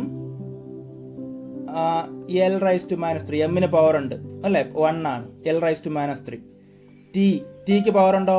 ഇല്ല. സോ ടി റൈസ് ടു 0 ഇങ്ങനെ എഴുതാം. അപ്പോൾ ഒരെണ്ണത്തിന്റെ ഡയമെൻഷൻ നമ്മൾ കണ്ടുപിടിച്ച് കഴിഞ്ഞു. അല്ല, 3 എണ്ണത്തിന്റെ ഡയമെൻഷൻ കണ്ടുപിടിച്ചു കഴിഞ്ഞു. 4ാമത്തെ ഡയമെൻഷനിലോട്ട് പോവാണ്. വെലോസിറ്റി. വെലോസിറ്റിയാണ് അടുത്ത ഫിസിക്കൽ ക്വാണ്ടിറ്റി. ഞാൻ നേരത്തെ പറഞ്ഞു, ഏതിന്റെ ഡയമെൻഷൻ കണ്ടുപിടിക്കണമെങ്കിൽ ഇക്വേഷൻ അറിയണം. വെലോസിറ്റിയുടെ ഇക്വേഷൻ എന്ന് വെച്ചാൽ എന്താണ്? ഡിസ്പ്ലേസ്മെന്റ് ബൈ ടൈം ആണ്. ഡിസ്പ്ലേസ്മെന്റ് ഡയമെൻഷൻ എന്താണ്? ഡിസ്പ്ലേസ്മെന്റ് എന്ന് വെച്ചാൽ നമുക്ക് ലെങ്ത് ആണോ, മാസ് ആണോ, ടൈം ആണോ, എന്തിലാ റെപ്രസെന്റ് ചെയ്യാൻ പറ്റുക? ഡിസ്പ്ലേസ്മെന്റിനെ റെപ്രസെന്റ് ചെയ്യാൻ പറ്റുന്നത് നമുക്ക് ലെങ്ത് ഉപയോഗിച്ചാണ് റെപ്രസെന്റ് ചെയ്യാൻ പറ്റുന്നത്. ഡിസ്പ്ലേസ്മെന്റ് എന്ന് വെച്ചാൽ ഇറ്റ്സ് എ ലെങ്ത്. ഡിസ്പ്ലേസ്മെന്റ് എന്ന് വെച്ചാൽ എന്താണ്? It is A length. അപ്പോൾ ഡിസ്പ്ലേസ്മെന്റിനെ നമുക്ക് റെപ്രസെന്റ് ചെയ്യാൻ കഴിയുന്നത് ലെങ്ത് ഉപയോഗിച്ചാണ് റെപ്രസെന്റ് ചെയ്യാൻ കഴിയുന്നത്. So L divided by time ആണെങ്കിലോ ക്യാപിറ്റൽ ടി. ശരിയല്ലേ? സോ എൽ ഈ ടി മുകളിൽ വരുമ്പോൾ എന്താവും? ടി റൈസ് ടു -1 ആവും. സോ എന്താ കിട്ടി? L T rice to -1. ഇത് തന്നെയാണ് ഡയമെൻഷൻ. ഇങ്ങനെ എഴുതിയാൽ നമ്മുടെ കുഴപ്പമൊന്നുമില്ല കേട്ടോ. ഇത് ഇങ്ങനെ എഴുതിയാൽ മതി. എൽ ടി റൈസ് ടു -1 എന്ന് എഴുതിയാൽ മതി. പിന്നെ ഒരു കംപ്ലീറ്റ്നെസ്സിന് വേണ്ടി ഫുൾ ഫോമിൽ നമ്മൾ എന്ത് എഴുതാം? M rice to 0 L T rice to -1 എന്ന് എഴുതും. നമ്മൾ പലയിടത്തും ഇങ്ങനെ എഴുതുള്ളൂ. എൽ ടി റൈസ് ടു -1 എന്ന് മാത്രമേ എഴുതുള്ളൂ. മതി, അതിന്റെ ആവശ്യമുള്ളൂ. എന്നാലും ഒരു കംപ്ലീറ്റ്നെസ്സിന് വേണ്ടി നമ്മൾ ഇങ്ങനെ എഴുതും.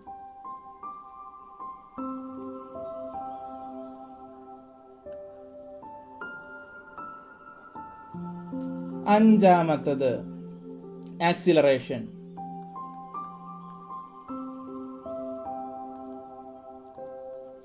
ആക്സിലറേഷന്റെ ഇക്വേഷൻ എന്താണ്? Acceleration is equal to velocity by time. നമ്മൾ ഇനി അങ്ങോട്ട് ഡയമെൻഷൻ കണ്ടുപിടിക്കുമ്പോൾ ഈസിയാണ്. കാരണം വെലോസിറ്റി ഡയമെൻഷൻ ആൾറെഡി നമ്മൾ കണ്ടുപിടിച്ചിട്ടുണ്ട് അല്ലേ, എൽ ടി റൈസ് ടു -1. അപ്പോൾ ഈ വെലോസിറ്റിയുടെ സ്ഥാനത്ത് എന്ത് കൊടുത്താൽ മതി? വെലോസിറ്റി ഡയമെൻഷൻ എന്ത് കൊടുത്താൽ മതി? എൽ ടി റൈസ് ടു -1 എന്ന് എഴുതിയാൽ മതി. ആൾറെഡി കണ്ടുപിടിച്ചതല്ലേ. ഇനി അറിയില്ലെങ്കിൽ ഇത്രയും സ്റ്റെപ്പ് ഉപയോഗിച്ചാൽ കണ്ടുപിടിച്ചാൽ മതി. വെലോസിറ്റി ഡയമെൻഷൻ അറിയില്ലെങ്കിൽ ഇങ്ങനെ കണ്ടുപിടിച്ചാൽ നമ്മൾ സബ്സ്റ്റിറ്റ്യൂട്ട് ചെയ്യേണ്ടി വരും അല്ലേ. ഇപ്പൊ ഇവിടെ ആൾറെഡി നമ്മൾ കണ്ടുപിടിച്ചു വെച്ചിട്ടുണ്ടെങ്കിൽ അതിനകത്ത് സബ്സ്റ്റിറ്റ്യൂട്ട് ചെയ്യുക. അടുത്ത് ടി ആണ്. ടിയുടെ ഡയമെൻഷൻ ടി തന്നെയാണ്. ഇപ്പൊ എന്താ പറയുക? എൽ ടി റൈസ് ടു -1 ഈ ടി ഡിവൈഡഡ് ബൈ ടി മുകളിൽ പോകുമ്പോൾ എന്താവും? ടി റൈസ് ടു -1 എന്നാവും അല്ലേ. അപ്പോൾ എൽ ടി റൈസ് ടു -2 എന്നാവും. എൽ ടി റൈസ് ടു -2 തീർന്നു. ആക്സിലറേഷൻ ഡയമെൻഷൻ ഇത്രയേ ഉള്ളൂ. കംപ്ലീറ്റ് ഫോമിൽ നമുക്ക് എന്ത് എഴുതാം?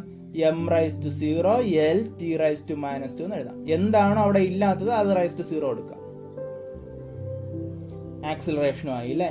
ഇനി നമുക്ക് എന്ത് കണ്ടുപിടിച്ച് നോക്കാം? ഫോഴ്സ് കണ്ടുപിടിച്ച് നോക്കിയാലോ. ഫോഴ്സ് ഒരു പ്രധാനപ്പെട്ട ഡയമെൻഷൻ അല്ലേ. ഫോഴ്സ് കണ്ടുപിടിച്ച് നോക്കാം. 6ാമത്തെ അല്ലേ ഫോഴ്സ്. എന്ത് കണ്ടുപിടിക്കണമെങ്കിൽ ഇക്വേഷൻ അറിയണം. എഫിന്റെ ഇക്വേഷൻ എന്താ? ഫോഴ്സിന്റെ equation force is equal to M ആണ്. F is equal to M A, mass into acceleration. എളുപ്പമാണ്. എമ്മിന്റെ ഡയമെൻഷൻ, മാസിന്റെ ഡയമെൻഷൻ എം ആണ് അല്ലെ, കൊടുത്തു. എ ഡയമെൻഷൻ നമ്മളിവിടെ കണ്ടുപിടിച്ച് വെച്ചിട്ടുണ്ട്. ഇതായിരിക്കുന്നില്ല എൽ ടി റൈസ് ടു -2. അതിനടുത്ത് നമുക്ക് കൊടുക്കുക എൽ ടി റൈസ് ടു -2. തീർന്നു. എല്ലാം ഉണ്ട്. എമ്മും ഉണ്ട്, എല്ലും ഉണ്ട്, ടിയും ഉണ്ട്. അപ്പൊ പിന്നെ റൈസ് ടു 0 ഒന്നും കൊടുക്കേണ്ട കാര്യമില്ല. ഫോഴ്സ് ഇത്രയേ ഉള്ളൂ. M A. എമ്മിന്റെ ഡയമെൻഷൻ എം തന്നെയാണ്. എ ഡയമെൻഷൻ ആൾറെഡി കണ്ടുപിടിച്ചിട്ടുണ്ട്. L T rice to -2. തീർന്നു. 7ാമത്തത് എന്ത് കണ്ടുപിടിക്കാൻ? വർക്ക് കണ്ടുപിടിച്ച് നോക്കിയാലോ. വർക്ക് കണ്ടുപിടിക്കണമെങ്കിൽ ഇക്വേഷൻ അറിയണം. ഇക്വേഷൻ അറിയാം. ഫോഴ്സ് ഇൻറ്റു ഡിസ്പ്ലേസ്മെന്റ് ആണ്. എളുപ്പമല്ലേ. ഫോഴ്സിന്റെ ഡയമെൻഷൻ നമ്മൾ ഇതാ കണ്ടുപിടിച്ച് വെച്ചിരിക്കുന്നില്ലേ. M L T rice to -2. Displacement എന്ന് വെച്ചാൽ എന്താണ്? എൽ അല്ലേ. ഡിസ്പ്ലേസ്മെന്റ് എൽ ആണ്. ഇനി എഴുതിക്കൂടെ? M into L into L, 2 L ഇല്ലേ. L into L L square ആവും. L square T rice to -2. തീർന്നു. ഇത്രയേ ഉള്ളൂ. ഇതാണ് വർക്കിന്റെ ഡയമെൻഷൻ. നിർത്തണ്ട, നമുക്ക് ഇനിയും കുറച്ചുകൂടെ കണ്ടുപിടിച്ച് നോക്കാം. ഇപ്പൊ എത്ര എണ്ണമായി? 7 എണ്ണമായി അല്ലേ. ഇനിയും കണ്ടുപിടിക്കാം. 8ാമതായിട്ട് നമുക്ക് എന്താ കണ്ടുപിടിക്കാൻ പറ്റുക? പവർ കണ്ടുപിടിച്ചാലോ. പവർ എന്ത് കണ്ടുപിടിക്കണമെങ്കിൽ നമുക്ക് ഇക്വേഷൻ അറിയണം. പവറിന്റെ ഇക്വേഷൻ വർക്ക് ബൈ ടൈം ആണ്. വർക്കിന്റെ ഡയമെൻഷൻ നമ്മൾ തൊട്ട് മുമ്പേ കണ്ടുപിടിച്ചിട്ടുണ്ടായിരുന്നു അല്ലേ. ഇതെവിടെ കണ്ടുപിടിച്ചിട്ടുണ്ട്? M L rice to 2 T rice to -2 ആണെന്ന് കണ്ടുപിടിച്ചു. അതിനടുത്ത് അങ്ങ് സബ്സ്റ്റിറ്റ്യൂട്ട് ചെയ്താൽ പോരെ. ഡബ്ല്യൂന്റെ സ്ഥാനത്ത് M L rice to 2 T rice to -2 divided by T അല്ലേ. Divided by T. അപ്പൊ എന്താ വരിക? M L rice to 2 T rice to -2. ഈ ഡിവൈഡഡ് ബൈ 2 മുകളിൽ പോകുമ്പോൾ എന്താവും? T rice to -1. അപ്പൊ എന്താ വരിക? M L square T rice to -3 എന്ന് വരും. M L square T rice to -3. ml² t⁻³ എന്ന് വരും. തീർന്നില്ലേ? ഇനി എന്തെങ്കിലും കണ്ടുപിടിക്കണോ? ഓൾമോസ്റ്റ് ഒക്കെ ഓക്കെ ആയി കാണുമല്ലേ? ഇതേപോലെ ഏത് കിട്ടിയാലും കണ്ടുപിടിക്കാൻ പറ്റുന്ന തരത്തിലേക്ക് നിർത്തണ്ട. നമുക്ക് ഇനിയും കണ്ടുപിടിക്കാം. 9ാമതായിട്ട് മൊമെന്റം കണ്ടുപിടിച്ച് നോക്കാം. Momentum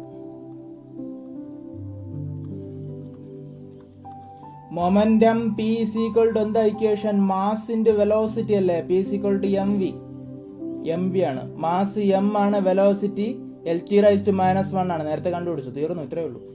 mL⁻⁻1. ഇനിയും കണ്ടുപിടിക്കാം 10 കൂടെ. ഇമ്പൾസ് കണ്ടുപിടിച്ച് നോക്കാം. ഇമ്പൾസിന്റെ ഇക്വേഷൻ നിങ്ങൾക്കറിയാം. ലോസ് ഓഫ് മോഷനിൽ പഠിച്ചു. ഫോഴ്സ് ഇൻറ്റു ടൈം ആണ്, F/t. ഫോഴ്സിന്റെ ഡയമെൻഷൻ നമ്മൾ ആൾറെഡി കണ്ടുപിടിച്ചില്ലേ? എന്താ കണ്ടുപിടിച്ചത്? mL⁻⁻2 ആണെന്ന് കണ്ടുപിടിച്ചു. mL⁻⁻2 ആണെന്ന് കണ്ടുപിടിച്ചു. പിന്നെ ഒരു ടൈമും കൂടെ ഇവിടെ ഇല്ലേ? സോ ആ ടൈമും കൂടെ. അപ്പൊ എന്താവും? t⁻²ഉം t+1 എന്താവും? t⁻⁻1 ആവും അല്ലെ? mL⁻⁻1. തീർന്നു. അത്രേ ഉള്ളൂ. ഇനി വേണോ? ഒരെണ്ണം കൂടെ കണ്ടുപിടിച്ച് നോക്കാം അല്ലെ? 11ാമത് എന്താ കണ്ടുപിടിക്കുക? കൈനറ്റിക് എനർജി കണ്ടുപിടിച്ച് നോക്കാം. കൈനറ്റിക് എനർജിയുടെ ഇക്വേഷൻ എന്താ? ½ mv² ആണ്. ½ ഇൻറ്റു m ഇൻറ്റു v എന്ന് വെച്ചാൽ Lt⁻⁻1 അല്ലേ? അതിന്റെ സ്ക്വയർ അല്ലേ? അപ്പൊ എന്താ പറയുക? ഹാഫിന് ഡയമെൻഷൻ ഇല്ല കേട്ടോ. കോൺസ്റ്റൻസിനൊന്നും ഡയമെൻഷൻ ഇല്ല. അപ്പൊ അതിന്റെ ഡയമെൻഷൻ എഴുതേണ്ട കാര്യമില്ല. ഡയമെൻഷൻ എഴുതുമ്പോൾ കോൺസ്റ്റൻസിന് ഡയമെൻഷൻ ഇല്ല. അതുകൊണ്ട് അതിൻ്റെ അടുത്ത് എഴുതേണ്ട കാര്യമേ ഇല്ല കേട്ടോ. m ഇതിന്റെ സ്ക്വയർ എടുക്കുമ്പോൾ എന്ത് വരും? L² t⁻⁻2 എന്ന് വരും. That's it. അത്രേ ഉള്ളൂ. തീർന്നു. കൈനറ്റിക് എനർജി ഡയമെൻഷൻ തീർന്നു. ഇനി എന്താണ്? പൊട്ടൻഷ്യൽ എനർജി കണ്ടുപിടിച്ച് നോക്കാം. കൈനറ്റിക് എനർജി കണ്ടുപിടിച്ച സ്ഥിതിക്ക് പൊട്ടൻഷ്യൽ എനർജി കണ്ടുപിടിച്ച് നോക്കാം. പൊട്ടൻഷ്യൽ എനർജിയുടെ ഇക്വേഷൻ എന്താണ്? പൊട്ടൻഷ്യൽ എനർജി mgh ആണ്. Mass into acceleration due to gravity into height ആണ് അല്ലെ? മാസിന്റെ ഡയമെൻഷൻ m ആണ്. ജിയുടെ ഡയമെൻഷൻ എന്താണ്? ജി എന്ന് വെച്ചാൽ ആക്സലറേഷൻ ഡ്യൂ ടു ഗ്രാവിറ്റി ആണ്. ഗ്രാവിറ്റി കാരണമുള്ള ആക്സലറേഷൻ ആയാലും കാരണമുള്ള ആക്സലറേഷൻ ആയാലും ആക്സലറേഷൻ ഡയമെൻഷൻ നമ്മൾ ആൾറെഡി കണ്ടുപിടിച്ചു. Lt⁻⁻2 ഇൻറ്റു ഹൈറ്റിന്റെ ഡയമെൻഷൻ ആണെങ്കിലോ L ആണ്. ലെങ്ത് അല്ലേ ഹൈറ്റ് എന്ന് പറയുന്നത്. സോ എന്ത് വരും? m L into L L² t⁻⁻2. Potential എനർജിക്കും കൈനറ്റിക് എനർജിക്കും ഒക്കെ സെയിം ഡയമെൻഷൻ തന്നെയാണ്. എനർജിയാണോ ഒറ്റ ഡയമെൻഷനേ ഉള്ളൂ. mL² t⁻⁻2. അപ്പോൾ ഇതുപോലെ ഏതിന്റെ ഡയമെൻഷൻ കിട്ടിയാലും ചെയ്യാൻ പറ്റൂലേ? ഏതിന്റെ ഡയമെൻഷൻ കിട്ടിയാലും നിങ്ങൾക്ക് ചെയ്യാൻ പറ്റും. ഏത് ഫിസിക്കൽ ക്വാണ്ടിറ്റി കിട്ടിയാലും ചെയ്യാൻ പറ്റും. ഉറപ്പാണ്. അത് നിങ്ങൾക്ക് 100% ഷുവറായിട്ട് ഏതൊരു ഫിസിക്കൽ ക്വാണ്ടിറ്റി കിട്ടിയാലും ഇതുപോലെ നിങ്ങൾക്ക് ചെയ്യാൻ പറ്റും. അതുകൊണ്ട് ഞാൻ ഡയമെൻഷൻസ് ഒരു 12 ചെയ്ത് നിർത്തുവാണ്. ഇനി നമുക്ക് ഈ ഡയമെൻഷണൽ അനാലിസിന്റെ ആപ്ലിക്കേഷൻസിലോട്ട് പോവാം. Applications of dimensional analysis. Okay അല്ലേ? അപ്പോൾ ഡയമെൻഷണൽ അനാലിസിന്റെ ആപ്ലിക്കേഷൻസിലോട്ട് പോവാം. ഇപ്പോൾ ഡയമെൻഷണൽ അനാലിസിനെ കുറിച്ച് കുറച്ച് കാര്യങ്ങളോട് പറഞ്ഞിട്ട് അതിന്റെ ആപ്ലിക്കേഷൻസിലോട്ട് പോവാം. ചില ഫിസിക്കൽ ക്വാണ്ടിറ്റീസിക്കൊന്നും ഡയമെൻഷൻസ് ഇല്ല കേട്ടോ. അത് എക്സാമിന് ചോദിക്കാറുണ്ട്. അതുകൊണ്ട് പറഞ്ഞിട്ട് പോകാം. Dimensionless quantities. ചില ഫിസിക്കൽ ക്വാണ്ടിറ്റീസിനൊന്നും ഡയമെൻഷൻസ് ഇല്ല. അതൊക്കെയാണ് നമുക്കൊന്ന് നോക്കാം. ഒന്ന് സ്ട്രെയിൻ. എന്തുകൊണ്ടാണ് ഡയമെൻഷൻ ഇല്ലാത്തത്? Change in length by original length അല്ലേ സ്ട്രെയിൻ എന്ന് പറയുന്നത്. അപ്പോൾ മുകളിലും താഴെ ലെങ്ത് വരുന്നതുകൊണ്ട് അതിന്റെ ഡയമെൻഷൻസ് പരസ്പരം ക്യാൻസൽ ആയി പോകും. സോ സ്ട്രെയിനിന് ഡയമെൻഷൻ ഇല്ല. അതുപോലെ ആംഗിളിന് ഡയമെൻഷൻ ഇല്ല. അതുപോലെ സ്പെസിഫിക് ഗ്രാവിറ്റി ഡയമെൻഷൻ ഇല്ല. റിഫ്രാക്റ്റീവ് ഇൻഡെക്സിന് ഡയമെൻഷൻ ഇല്ല. റിഫ്രാക്റ്റീവ് ഇൻഡെക്സ്, സ്പെസിഫിക് ഗ്രാവിറ്റി, ഇങ്ങനെയുള്ള കാര്യങ്ങൾക്കൊന്നും ഡയമെൻഷൻ ഇല്ല. അതൊന്ന് അറിഞ്ഞിരിക്കും കേട്ടോ. ഡയമെൻഷൻ ഇല്ലാത്ത ഫിസിക്കൽ ക്വാണ്ടിറ്റീസിന് എക്സാമ്പിൾ ചോദിക്കാറുണ്ട്. അപ്പോൾ സ്ട്രെയിൻ, ആംഗിൾ, റിഫ്രാക്റ്റീവ് ഇൻഡെക്സ്, പിന്നെന്താണ്? Specific gravity.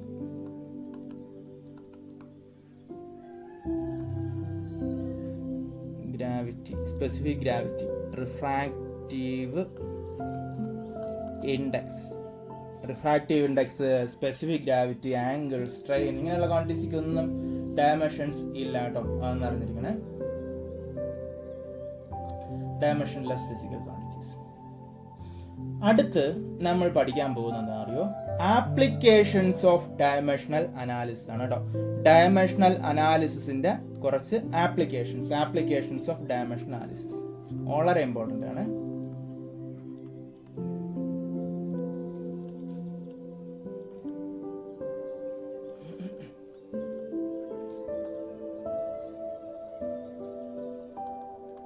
Applications of dimensional analysis. പ്രധാനപ്പെട്ട ആപ്ലിക്കേഷൻസ് ഞാൻ പറഞ്ഞുതരാം ഡയമെൻഷണൽ അനാലിസിന്റെ. ഒന്നാമത്തെ applications to check the correctness of an equation. രണ്ടാമത്തെ application to derive the correct relationship between physical quantities എന്ന് വെച്ചാൽ എന്താ പറയുക, പുതിയ ഇക്വേഷൻസ് ഒക്കെ നമുക്ക് ഡയമെൻഷൻ അനാലിസിസ് ഉപയോഗിച്ച് ഫോം ചെയ്തെടുക്കാൻ പറ്റും. അങ്ങനെയുള്ള കാര്യങ്ങളെ കുറിച്ചൊക്കെ നമുക്ക് ഡീറ്റെയിൽ ആയിട്ട് പഠിക്കണം. അപ്പോൾ ഒന്നാമത്തെ to check the correctness of an equation ആണ്. അതിനു മുമ്പ് നമ്മൾ ഒരു കാര്യം പഠിക്കണം. ആപ്ലിക്കേഷൻസ് ഓഫ് ഡയമെൻഷൻ അനാലിസിസ് പഠിക്കുന്നതിന് മുമ്പ് ഒരു കാര്യം പഠിക്കണം, principle of homogeneity of dimensions. ഈ question principle of homogeneity of dimension എന്താണെന്ന് എക്സാമിന് ചോദിച്ചിട്ടുള്ളതിന് കയ്യം കണക്കില്ല കേട്ടോ. Principle of homogeneity of dimensions, principle of homogeneity of dimensions, principle of homogeneity of dimensions. Okay അല്ലേ? Principle of homogeneity of dimensions എന്ന് വെച്ചാൽ ഇത്രയേ ഉള്ളൂ. ഒരു ഇക്വേഷന്റെ കറക്റ്റ് ആയിട്ടുള്ള എല്ലാ ഇക്വേഷന്റെയും രണ്ട് സൈഡിലുള്ള ലെഫ്റ്റ് സൈഡിലെയും റൈറ്റ് സൈഡിലെയും എല്ലാ ടേംസിന്റെയും ഡയമെൻഷൻ എന്തായിരിക്കും? സെയിം ആയിരിക്കും. നമ്മൾ ഡയമെൻഷനിൽ കറക്റ്റ് ആയിട്ടുള്ള ഏതൊരു ഇക്വേഷൻ എടുത്താലും ആ ഇക്വേഷന്റെ ലെഫ്റ്റ് സൈഡിലെയും റൈറ്റ് സൈഡിലെയും എല്ലാ ടേംസിന്റെയും ഡയമെൻഷൻസ് എന്തായിരിക്കും? സെയിം ആയിരിക്കും. ഈ പ്രിൻസിപ്പിളിനെ പറയുന്ന പേരാണ് principle of homogeneity of dimensions എന്ന് പറയുന്നത്. ഒരു ഉദാഹരണം ഞാൻ കാണിച്ചു തരാം. S is equal to ut plus half at square. ഇതിന്റെ ലെഫ്റ്റ് സൈഡിലെയും റൈറ്റ് സൈഡിലെയും എല്ലാ ടേംസിന്റെ ഡയമെൻഷൻസ് നമുക്ക് നോക്കാം. ലെഫ്റ്റ് സൈഡിൽ എന്താണ്? ഓരോ ടേമിൽ എത്ര ടേം ഉണ്ട്? മൊത്തം 3 ടേം ഉണ്ട്. എസ് എന്ന് പറയുന്ന ഒരു ടേം, ut എന്ന് പറയുന്ന ഒരു ടേം, ഹാഫ് at സ്ക്വയർ എന്നൊരു ടേം. ആദ്യം എസിന്റെ ഡയമെൻഷൻ നോക്കാം. എസ് എന്ന് വെച്ചാൽ ഡിസ്പ്ലേസ്മെന്റ് അല്ലേ? ഡിസ്പ്ലേസ്മെന്റ് ഡയമെൻഷൻ എന്താണ്? എസ് ഓരോന്നിന്റെ ഡയമെൻഷൻ ആയിട്ട് നോക്കാം. എസിന്റെ ഡയമെൻഷൻ, എസ് എന്ന് വെച്ചാൽ ഡിസ്പ്ലേസ്മെന്റ് അല്ലേ? അതിന്റെ ഡയമെൻഷൻ എൽ ആണ്. അടുത്താണ് യുടെ ഡയമെൻഷൻ. ut എന്ന് വെച്ചാൽ എന്താണ് ആക്ച്വലി സാധനം? u എന്ന് വെച്ചാൽ വെലോസിറ്റി ആണ്. LT⁻⁻1 ഇൻറ്റു ടി എന്ന് വെച്ചാൽ ടി തന്നെയാണ്. അപ്പൊ T⁻⁻1 ഇവിടെ T⁻+1 ആണ്. രണ്ടുമായിട്ട് ക്യാൻസൽ ആയി പോയിട്ട് എൽ എന്ന് കിട്ടും അല്ലെ? അപ്പൊ യുടെ ഡയമെൻഷനും എൽ എന്ന് തന്നെ കിട്ടി. ഹാഫ് at സ്ക്വയറിന്റെ ഡയമെൻഷൻ കൂടെ നമുക്കൊന്ന് കണ്ടുപിടിച്ച് നോക്കാം. ഹാഫ് at സ്ക്വയർ, ഹാഫിന് ഡയമെൻഷൻ ഇല്ല, കോൺസ്റ്റന്റ് ആണ്. എയുടെ ഡയമെൻഷൻ LT⁻2 ആണ്. ടി സ്ക്വയർ ആണെങ്കിലോ ടി സ്ക്വയർ തന്നെയാണ്. അപ്പൊ T⁻2 T⁻+2 ആയിട്ട് ക്യാൻസൽ ആയി പോയിട്ട് എൽ കിട്ടും. അപ്പൊ ഡയമെൻഷൻ എന്ത് കിട്ടി? L is equal to ut ഡയമെൻഷനും എൽ ആണ്, ഹാഫ് at സ്ക്വയറിന്റെ ഡയമെൻഷനും പ്ലസ് അല്ലേ? ഹാഫ് at സ്ക്വയറിന്റെ ഡയമെൻഷനും എൽ ആണ്. അതായത് ഈ ഡയമെൻഷനിലെ കറക്റ്റ്, ഈ ഇക്വേഷൻ ഡയമെൻഷനിലെ കറക്റ്റ് ആണ്. അതായത് homogeneity of principle of homogeneity obey ചെയ്യുന്നുണ്ട് അല്ലേ? ഈ ഇക്വേഷനിൽ രണ്ട് സൈഡിലും, ഇക്വേഷന്റെ ലെഫ്റ്റ് സൈഡിലും റൈറ്റ് സൈഡിലും എല്ലാ ടേംസിന്റെയും ഡയമെൻഷൻസ് ഈക്വൽ ആണ്, സെയിം ആണ്. സോ നമുക്ക് എന്ത് പറയാം? ഈ ഇക്വേഷൻ ഡയമെൻഷനിലെ കറക്റ്റ് ആണെന്ന് പറയാം. ഇത് principle of homogeneity of dimensions obey ചെയ്യുന്ന ഒരു ഇക്വേഷൻ ആണ്.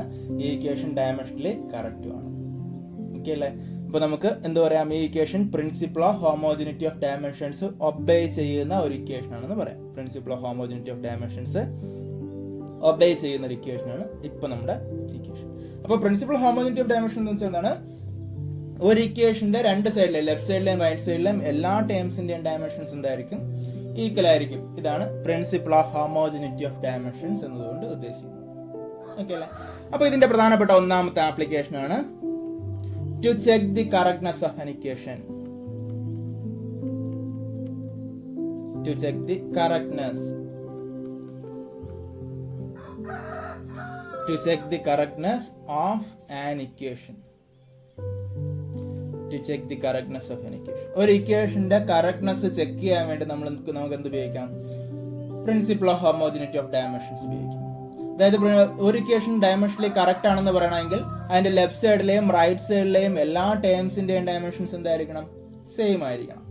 നമുക്ക് രണ്ട് ക്വസ്റ്റ്യൻസ് ചെയ്ത് നോക്കാം. രണ്ട് മോഡൽ ക്വസ്റ്റ്യൻസ് ചെയ്യുമ്പോൾ നിങ്ങൾക്ക് ആ കാര്യം ക്ലിയർ ആവും. ഒന്നാമത്തെ ഉദാഹരണം ചെയ്യാണ്. ക്വസ്റ്റ്യൻ ഇതാണ്, ചെക്ക് ദി ക്വസ്റ്റ്യൻ മോഡൽ ആയിട്ടുണ്ടല്ലോ, to check the correctness of an equation. അതിന് നമുക്ക് ക്വസ്റ്റ്യൻ ആയിട്ടാണ് കേട്ടോ. ഒന്നാമത് v is equal to u plus at. എനിക്കൊരു സംശയം, ഈ ഇക്വേഷൻ ശരിയാണോ തെറ്റാണോ? ഞാൻ എന്ത് ചെയ്യും? ഈ ഇക്വേഷനിലെ ഓരോ ടേമിന്റെയും ഡയമെൻഷൻ നോക്കിയാൽ മതി. എല്ലാ ടേമിന്റെയും ഡയമെൻഷൻ ഓക്കെ ആണ്, സെയിം ആണ് എങ്കിൽ ഇക്വേഷൻ ഡയമെൻഷനിൽ കറക്റ്റ് ആണ്. ശരിയല്ലേ? ആദ്യത്തെ ടേം എന്താണ്? v ആണ്. വിയുടെ ഡയമെൻഷൻ എന്താണ്? വെലോസിറ്റി LT⁻⁻1 ആണ്. അടുത്ത ടേം എന്താണ്? യു ആണ്. യുവിന്റെ ഡയമെൻഷൻ യു എന്ന് വെച്ചാൽ ഇനിഷ്യൽ വെലോസിറ്റി ആണ്. വെലോസിറ്റി ഇനിഷ്യൽ ആയാലും ഫൈനലായാലും എല്ലാം ഡയമെൻഷൻ LT⁻⁻1 തന്നെയാണ്. പ്ലസ് എറ്റിയുടെ ഡയമെൻഷൻ ചെയ്ത് നോക്കിയാൽ എ എന്ന് വെച്ചാൽ LT⁻2 ആണ് അല്ലെ, ഇൻറ്റു ടി. ടി എന്ന് വെച്ചാൽ വെറും ടി എന്ന് വെച്ചാൽ T⁻+1 എന്നാണ് അർത്ഥം. അപ്പൊ എന്ത് കിട്ടും? LT⁻1 equal to LT⁻1 plus T⁻2 T കൂടെ ചേരുമ്പോൾ എന്താവും? T⁻1 ആവും അല്ലെ. T⁻+1 T⁻2 ഒരു ടിയും ക്യാൻസൽ ആയി പോകും. എന്ന് വെച്ചാൽ എല്ലാ ടേംസിന്റെ ഡയമെൻഷൻ സെയിം അല്ലേ, എല്ലാ ടൈമിന്റെ ഡയമെൻഷൻ LT⁻1 അല്ലേ. അപ്പൊ ഈ ഇക്വേഷൻ എന്താണ്? ഡയമെൻഷനലി കറക്റ്റ് ആണ്. അപ്പോൾ എക്സാമിന് ചോദിക്കുന്നത് check the correctness of N equation എന്ന് പറഞ്ഞിട്ട് ഒരു ഇക്വേഷൻ തരുമായിരിക്കും ചെയ്യുന്നത്. ആ ഇക്വേഷൻ നമ്മൾ ഇതുപോലെ ചെക്ക് ചെയ്യുക. എല്ലാ ടേമിന്റെയും ഡയമെൻഷൻസ് സെയിം ആണ് എങ്കിൽ നമ്മൾ അവസാനം ഇക്വേഷൻ ഈസ് ഡയമെൻഷനലി കറക്റ്റ് എന്ന് എഴുതി വെച്ച് തന്നെ വൈൻഡപ്പ് ചെയ്യണം കേട്ടോ, അവസാനിപ്പിക്കണം. അങ്ങനെ കറക്റ്റ് ആണോ, ഇനി എല്ലാ ടൈമിന്റെ ഡയമെൻഷൻ ശരിയല്ലെങ്കിൽ റോങ് ആണ് എന്ന് എഴുതി വയ്ക്കണം, അല്ലെങ്കിൽ നിങ്ങൾക്ക് മാർക്ക് കിട്ടണമെന്നില്ല. സോ രണ്ടാമത്തെ ക്വസ്റ്റ്യൻ ഇതാണ്. ഒരു ക്വസ്റ്റ്യൻ കൂടെ നമുക്ക് ഇതുപോലെ ചെയ്ത് നോക്കിയാലോ. E is equal to MC. ഈ ഇക്വേഷൻ ശരിയാണോ തെറ്റാണോ നമുക്കൊന്ന് പ്രൂവ് ചെയ്യാം. അപ്പൊ നമുക്കൊന്ന് നോക്കാം. ആദ്യം ഈയുടെ ഡയമെൻഷൻ കണ്ടുപിടിച്ച് നോക്കാം. ഇ എന്ന് വെച്ചാൽ എന്താണ്? എനർജിയാണ്. എനർജി എന്ന് വെച്ചാൽ എന്താണ്? കൈനറ്റിക് എനർജി ആയാലും പൊട്ടൻഷ്യൽ എനർജി ആയാലും എല്ലാത്തിന്റെയും ഡയമെൻഷൻ നമ്മൾ നേരത്തെ കണ്ടുപിടിച്ചു. എനർജി ഏതായാലും കൈനറ്റിക് എനർജി ആയാലും പൊട്ടൻഷ്യൽ എനർജി ആയാലും ഏത് എനർജി ആയാലും ഡയമെൻഷൻ സെയിം തന്നെയാണ്. അപ്പോൾ എനർജി ഡയമെൻഷൻ നമ്മൾ നേരത്തെ കണ്ടുപിടിച്ചതുകൊണ്ട് ഞാൻ വീണ്ടും പറയുന്നില്ല കേട്ടോ.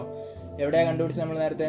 ഇതാ ഇവിടെ ഇരിക്കുന്നുണ്ട് കേട്ടോ. കൈനറ്റിക് എനർജിയും പൊട്ടൻഷ്യൽ എനർജി എല്ലാം കണ്ടുപിടിച്ചു. കൈനറ്റിക് എനർജി ആണെങ്കിലും പൊട്ടൻഷ്യൽ എനർജി ആണെങ്കിലും എല്ലാ എനർജി ആണെങ്കിലും അതിന്റെ ഡയമെൻഷൻ സെയിം ആണ്.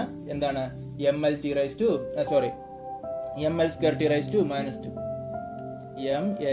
T⁻2 അടുത്ത് എംസിയുടെ ഡയമെൻഷൻ കണ്ടുപിടിച്ച് നോക്കിയാലോ. ഇങ്ങനെ സ്ക്വയർ ബ്രാക്കറ്റ് അർത്ഥം ഡയമെൻഷൻ ഓഫ് എന്നാണ് അർത്ഥം കേട്ടോ. ഇങ്ങനെ സ്ക്വയർ ബ്രാക്കറ്റ് ഇട്ട് കഴിഞ്ഞാൽ അതിന്റെ അർത്ഥം ഡയമെൻഷൻ ഓഫ് ഇ എന്നാണ്. ഇത് ഡയമെൻഷൻ ഓഫ് MC. എമ്മിന്റെ ഡയമെൻഷൻ എം തന്നെയാണ്. സി എന്ന് വെച്ചാൽ എന്താണ്? പലർക്കും കൺഫ്യൂഷൻ ഉണ്ടാകുന്ന സാധനമാണ്. ഈ ക്വസ്റ്റ്യൻ ഞാൻ ഒരു ആൻസർ പ്രീവിയസ്ലി ഒക്കെ പേപ്പർ വാല്യൂ ചെയ്യുമ്പോൾ കണ്ടുണ്ട്. സിയുടെ ഡയമെൻഷൻസ് നിങ്ങൾ ഭയങ്കര കൺഫ്യൂഷൻ അടിച്ച് ചിലപ്പോൾ അവിടെ ഇട്ടിട്ട് പോകും. സി എന്ന് വെച്ചാൽ എന്താണ്? വെലോസിറ്റി ഓഫ് ലൈറ്റ് ആണ്. വെലോസിറ്റി ഓഫ് ലൈറ്റ് എന്ന് വെച്ചാൽ എന്താണ്? ലൈറ്റിന്റെ വെലോസിറ്റി ആയാലും എന്തിന്റെ വെലോസിറ്റി ആയാലും വെലോസിറ്റി എന്ന് വെച്ചാൽ അതിന് ഒറ്റ ഡയമെൻഷനേ ഉള്ളൂ. എന്ത് തന്നെയാണ്? LT⁻1 ആണ്. LT⁻1. സോ നീ നോക്കിയേ, E is equal to ഇതിന്റെ ലെഫ്റ്റ് സൈഡിലും റൈറ്റ് സൈഡിലും ഡയമെൻഷൻ നമുക്കൊന്ന് അപ്ലൈ ചെയ്യാം. ലെഫ്റ്റ് സൈഡിലെ ഡയമെൻഷൻ എന്താണ്? ഇവിടെ ഈയുടെ ഡയമെൻഷൻ ml² T⁻2. റൈറ്റ് സൈഡിൽ എന്ത് കിട്ടി? എംസിയുടെ ഡയമെൻഷൻ ml⁻1. അപ്പൊ എന്റെ ക്വസ്റ്റ്യൻ ഇതാണ്, ഇക്വേഷൻ ശരിയാണോ തെറ്റാണോ? ഇപ്പൊ ഞാൻ എഴുതിയിരിക്കുന്നത് തന്നെ തെറ്റാണ് അല്ലെ. ml² T⁻2 ml⁻1 ശരിയല്ല, തെറ്റാണ്. സോ ഇതുപോലെ ക്രോസ് ചെയ്യുക, കാരണം ഡയമെൻഷനലി റോങ് ആണ്. This equation is dimensionally wrong എന്ന് എഴുതിയും കൂടെ വയ്ക്കണം കേട്ടോ. അപ്പൊ ഇതുപോലെ എല്ലാ ടേംസിന്റെയും ഡയമെൻഷൻ, ആദ്യത്തെ എല്ലാ ടേംസിന്റെയും ഡയമെൻഷൻ സെയിം ആയിരുന്നു, അതുകൊണ്ട് ഡയമെൻഷനലി കറക്റ്റ് ആണെന്ന് പറഞ്ഞു. ഇതിലാണെങ്കിലോ എല്ലാ ടേമിന്റെയും ഡയമെൻഷൻസ് സെയിം അല്ല, അതുകൊണ്ട് നമ്മൾ എന്ത് പറഞ്ഞു? ഡയമെൻഷനലി റോങ് ആണെന്ന് പറഞ്ഞു. അപ്പൊ ഇതുപോലെ നമുക്ക് ഏതൊരു ഇക്വേഷൻ ആയാലും എല്ലാ ടേമിന്റെയും ഡയമെൻഷൻസ് ഒന്ന് ചെയ്ത് നോക്കിയാൽ മതി. അപ്പോഴത്തേക്കും നമുക്ക് ആ ഇക്വേഷൻ ഡയമെൻഷനലി കറക്റ്റ് ആണോ റോങ് ആണോ എന്ന് അറിയാൻ പറ്റും. ഞാൻ ഒരു ക്വസ്റ്റ്യൻ കൂടെ നേരത്തെ ചെയ്ത് തന്നിട്ടുണ്ട് കേട്ടോ നിങ്ങൾക്ക്, പ്രിൻസിപ്പിൾ ഓഫ് ഹോമോജിനിറ്റി എക്സാമ്പിൾ പറയാൻ വേണ്ടി. ഈ ഇക്വേഷൻ നമുക്ക് എങ്ങനെ പറയാം? Check the correctness of N equation S = T + F/2. ഞാൻ ഇവിടെ ചെയ്ത് നോക്കിയില്ല എല്ലാ ടൈമിന്റെ ഡയമെൻഷൻ. ആദ്യത്തിന്റെ L കിട്ടി, രണ്ടാമത്തിന്റെ L കിട്ടി, മൂന്നാമത്തിന്റെ L കിട്ടി. എന്ന് വെച്ചാൽ ഈ ഇക്വേഷൻ എന്താണ്? ഡയമെൻഷനലി കറക്റ്റ് ആണ്. ഡയമെൻഷനലി കറക്റ്റ് ആയിട്ടുള്ള ഇക്വേഷനാണ്. അപ്പൊ ഇതാണ് ഒന്നാമത്തെ ആപ്ലിക്കേഷൻ. ഇപ്പൊ പറഞ്ഞതാണ് ഒന്നാമത്തെ ആപ്ലിക്കേഷൻ. രണ്ടാമത്തെ ആപ്ലിക്കേഷനിലോട്ട് പോവാണ്. To derive the correct relationship between physical quantities. പുതിയ ഇക്വേഷൻസ് ഫോം ചെയ്യണം, ന്യൂ ഇക്വേഷൻസ് ഫോം ചെയ്യാൻ പറ്റും നമുക്ക്. Principle of homogeneity of dimension ഉപയോഗിച്ച് അല്ലെങ്കിൽ ഡയമെൻഷൻ അനാലിസിന്റെ ആപ്ലിക്കേഷൻ ആയിട്ട് പുതിയ ഇക്വേഷൻസ് ഒക്കെ ഫോം ചെയ്യാൻ പറ്റും. അതിന്റെ ഒരു എക്സാമ്പിൾ ഞാൻ പറഞ്ഞുതരാം. ഒരു എക്സാമ്പിൾ ആയിട്ട് സിമ്പിൾ പെൻഡുലത്തിന്റെ ടൈം പീരീഡ് ഡിറൈവ് ചെയ്യാണ്. സിമ്പിൾ പെൻഡുലത്തിന്റെ ടൈം പീരീഡ് നമ്മൾ ഡിറൈവ് ചെയ്യാൻ പോകും. സിമ്പിൾ പെൻഡുലത്തിന്റെ ടൈം പീരീഡ് ഡിറൈവ് ചെയ്യാൻ പോകും. ഇപ്പൊ സിമ്പിൾ പെൻഡുലം നിങ്ങൾക്കറിയാലോ. സിമ്പിൾ പെൻഡുലം അറിയാം. ഒരു m മാസിലൊരു ബോബ് ഉണ്ടാവും, പിന്നെ പെൻഡുലത്തിന്റെ ലെങ്ത് എല്ലായിരിക്കും. അപ്പോൾ എക്സ്ട്രീം പൊസിഷനും മീൻ പൊസിഷനും ഒക്കെ നിങ്ങൾക്കറിയാം. അപ്പോൾ ഈ സിമ്പിൾ പെൻഡുലത്തിന്റെ ടൈം പീരീഡ് നമ്മൾ ഡിറൈവ് ചെയ്യാൻ പോകുന്നത് ഈ ഡയമെൻഷണൽ അനാലിസിസ് മെത്തേഡ് ഉപയോഗിച്ചാണ് ഡിറൈവ് ചെയ്യാൻ പോകുന്നത്. എങ്ങനെ ചെയ്യും അതാണ് നമ്മൾ നോക്കുന്നത്. അപ്പോൾ നമ്മൾ ഈ ഡയമെൻഷണൽ അനാലിസിസ് ഉപയോഗിച്ച് ഒരു എന്താ പറയുക എന്തിൻ്റെയെങ്കിലും ഇക്വേഷൻ ഡിറൈവ് ചെയ്യുമ്പോൾ എന്തിൻ്റെ ഇക്വേഷനാണോ ഡിറൈവ് ചെയ്യുന്നത് അത് എന്തിനെയൊക്കെ ആയിരിക്കാം ഡിപ്പെൻഡ് ചെയ്യുന്നതെന്ന് അത് ആലോചിക്കാം. എന്തിനെയൊക്കെ ആയിരിക്കാം? ഉദാഹരണത്തിന് ടൈം പീരീഡ് എന്തിനെയൊക്കെ ഡിപ്പെൻഡ് ചെയ്യുന്നുണ്ടാകാം. ടൈം പീരീഡ് ഡിപ്പെൻഡ് ചെയ്യുന്നത് ഞാൻ സങ്കല്പിക്കുവാണ്. ചിലപ്പോൾ എല്ലാം ഡിപ്പെൻഡ് ചെയ്യുന്നത് എല്ലാം ശരിയാവണമെന്നില്ല കേട്ടോ. നമ്മൾ സങ്കല്പിക്കുന്ന എല്ലാം ശരിയാവണമെന്നൊന്നുമില്ല. ഒന്ന്, ഈ സിമ്പിൾ പെൻഡലത്തിന്റെ ലെങ്തിനെ ഡിപ്പെൻഡ് ചെയ്യുന്നുണ്ടാകാം. അത് ഞാൻ സങ്കല്പിക്കുകയാണ്, ലെങ്തിനെ ഡിപ്പെൻഡ് ചെയ്യുന്നുണ്ടാകാം. രണ്ട്, പിന്നെ എന്തിനെ ഡിപ്പെൻഡ് ചെയ്യുന്നുണ്ടാകാം? സിമ്പിൾ പെൻഡലത്തിന്റെ ബോബിനൊരു മാസ് ഉണ്ടല്ലോ, എം എന്ന് പറയുന്ന മാസ് ഓഫ് ദി ബോബിനെ ഡിപ്പെൻഡ് ചെയ്യുന്നുണ്ടാകാം എന്ന് നമ്മൾ സങ്കല്പിക്കുകയാണ്. നമ്മൾ അവസാനം പ്രൂവ് ചെയ്യും മാസിനെ ഡിപ്പെൻഡ് ചെയ്യുന്നില്ല എന്ന്. 2π√L/g ആണ് ഇക്വേഷൻ. അത് നമ്മൾ ഡിറൈവ് ചെയ്യാൻ പോവാണ്. നമ്മൾ ഓസിലേഷനിൽ ഓൾറെഡി പറഞ്ഞു കഴിഞ്ഞതാണ്. T is equal to 2π√L/g. Time പീരീഡിനെ മാസ് ഡിപ്പെൻഡ് ചെയ്യുന്നില്ല എന്നെല്ലാം പറഞ്ഞതാണ്. പക്ഷെ നമുക്ക് അറിയില്ല, ഇപ്പോൾ ഇക്വേഷൻ ഉണ്ടാക്കി എടുക്കാൻ പോകുന്നല്ലേ ഉള്ളൂ. ഇക്വേഷൻ ഉണ്ടാക്കി കഴിഞ്ഞാലല്ലേ നമുക്ക് അറിയാൻ പറ്റുള്ളൂ മാസിനെ ഡിപ്പെൻഡ് ചെയ്യുന്നുണ്ടോ ഇല്ലേ എന്ന്. ഇപ്പൊ നമുക്ക് അറിയില്ല, അതുകൊണ്ട് മാസിനെയും ചിലപ്പോൾ ഡിപ്പെൻഡ് ചെയ്യുന്നുണ്ടാവും. നമുക്ക് ഫൈനൽ ഇക്വേഷൻ അറിയില്ല, നമ്മൾ ഉണ്ടാക്കി എടുക്കാൻ പോവാണ്. സോ ഇപ്പോൾ നിലവിൽ നമുക്ക് മാസിനെ ഡിപ്പെൻഡ് ചെയ്യുന്നുണ്ടോ ഇല്ലെന്നൊന്നും അറിയില്ല. അതുകൊണ്ട് മാസിനെ ഡിപ്പെൻഡ് ചെയ്യുന്നുണ്ട് എന്ന് തന്നെ അങ്ങ് സങ്കല്പിച്ച് ചെയ്യുവാണ്. അങ്ങനെയാണെങ്കിൽ മാസിനെ ഡിപ്പെൻഡ് ചെയ്യുന്നുണ്ടാകാം അല്ലെ, മാസിനെ ഡിപ്പെൻഡ് ചെയ്യുന്നുണ്ടാകാം. ഉണ്ടാകാം, ഉണ്ട് എന്നല്ല പറയുന്നത്, ഉണ്ടാകാം. പിന്നെ എന്തിനെ ഡിപ്പെൻഡ് ചെയ്യുന്നുണ്ടാകാം? ആക്സിലറേഷൻ ഡ്യൂ ടു ഗ്രാവിറ്റി, ജീനെ ഡിപ്പെൻഡ് ചെയ്യുന്നുണ്ടാകാം. അപ്പോൾ time period of simple pendulum derive ചെയ്യാൻ പോവാണ്. അപ്പൊ നമ്മൾ എന്താ സങ്കല്പിക്കുന്നത്? സിമ്പിൾ പെൻഡലത്തിന്റെ time period, length, mass, acceleration due to gravity ഇതിനെല്ലാം ഡിപ്പെൻഡ് ചെയ്യുന്നുണ്ടാകാം എന്നുള്ളൊരു അസംഷനിൽ നമ്മൾ ചെയ്തു തുടങ്ങുവാണ്. അതായത് ടൈം പീരീഡ് എന്തിനെയൊക്കെ ഡയറക്ട്ലി പ്രൊപ്പോർഷണൽ ആണ്? ലെങ്തിന് ഡയറക്ട്ലി പ്രൊപ്പോർഷണൽ ആണ്, മാസിന് ഡയറക്ട്ലി പ്രൊപ്പോർഷണൽ ആണ്, ജിക്ക് ഡയറക്ട്ലി പ്രൊപ്പോർഷണൽ ആണെന്ന് നമ്മൾ പറയുന്നു. ഓക്കെ, ഇനി ലെങ്തിനും മാസിനും ജിക്കും ഒക്കെ പവർ ഉണ്ടാകുമോ? പവർ ഉണ്ടാകാം, ഉണ്ടാകാതിരിക്കാം അല്ലെ. പവർ ഉണ്ടോ ഇല്ലേ എത്രയാണെന്ന് നമുക്ക് അറിയില്ല. അറിയില്ലാതെ നമ്മൾ എന്താ എടുക്കുക? എക്സും വൈ ഇസഡ് ഒക്കെ അല്ലേ എടുക്കുക. സോ ലെങ്തിന്റെ പവർ നമുക്കറിയില്ല, എക്സ് എന്ന് കൊടുക്കുവാണ്. എമ്മിന്റെ പവർ അറിയില്ല, വൈ എന്ന് കൊടുക്കുവാണ്. ഒരെണ്ണം എക്സ് എന്ന് കൊടുത്തില്ല, അപ്പോൾ പിന്നെ ഇത് വൈ. ജിയുടെ പവർ നമുക്കറിയില്ല, സോ ഇസഡ് എന്ന് കൊടുക്കുവാണ്. പ്രൊപ്പോർഷണാലിറ്റി മാറ്റണ്ടേ? പ്രൊപ്പോർഷണാലിറ്റി മാറ്റണമെങ്കിൽ ഒരു കോൺസ്റ്റന്റ് വേണം. കെ എന്ന് പറയുന്ന കോൺസ്റ്റന്റ് എടുത്തു. K into L/x, M/y, G/z എന്ന് നമ്മൾ സങ്കല്പിക്കുവാണ്. ഇനി നമുക്ക് ഇവിടെ എല്ലാം ഡയമെൻഷൻസ് അപ്ലൈ ചെയ്താൽ മതി. ഇതിലെല്ലാം ഡയമെൻഷൻസ് അപ്ലൈ ചെയ്ത് നമുക്ക് കണ്ടുപിടിക്കാം. ഈ ഇക്വേഷന്റെ രണ്ട് സൈഡിലും നമ്മൾ ഡയമെൻഷൻ അപ്ലൈ ചെയ്യുവാണ്. ഈ ഇക്വേഷന്റെ രണ്ട് സൈഡിലും ഡയമെൻഷൻ അപ്ലൈ ചെയ്യുവാണ്. ബോത്ത് സൈഡിൽ ഡയമെൻഷൻ അപ്ലൈ ചെയ്യുവാണ്. ആദ്യം ടി അല്ലേ, ടിയുടെ ഡയമെൻഷൻ എന്താ? ടിയുടെ ഡയമെൻഷൻ ടി തന്നെയാണ്, ക്യാപിറ്റൽ ടി തന്നെയാണ്. അടുത്ത് കെ എന്ന് വെച്ചാൽ ഒരു കോൺസ്റ്റന്റ് ആണ്. കോൺസ്റ്റന്റ് ഡയമെൻഷൻ ഇല്ല, ഒരു ഡയമെൻഷൻലെസ് കോൺസ്റ്റന്റ് ആണ് നമ്മൾ കൺസിഡർ ചെയ്തിട്ടുള്ളത് കേട്ടോ. കെക്ക് കോൺസ്റ്റന്റ് ഇല്ല, ഡയമെൻഷൻലെസ് കോൺസ്റ്റന്റ് ആണ് നമ്മൾ ഇവിടെ എടുത്തിട്ടുള്ളത്. അതുകൊണ്ട് തന്നെ ഡയമെൻഷൻ ഇല്ല, കെക്ക് ഡയമെൻഷൻ ഇല്ല. അടുത്താണ് എൽ അല്ലേ. എൽ എന്ന് വെച്ചാൽ ലെങ്ത് അല്ലേ. ലെങ്തിന്റെ ഡയമെൻഷൻ എന്താണ്? ക്യാപിറ്റൽ എൽ തന്നെയാണ്. So L/x. അടുത്തെന്താണ്? മാസ് അല്ലേ.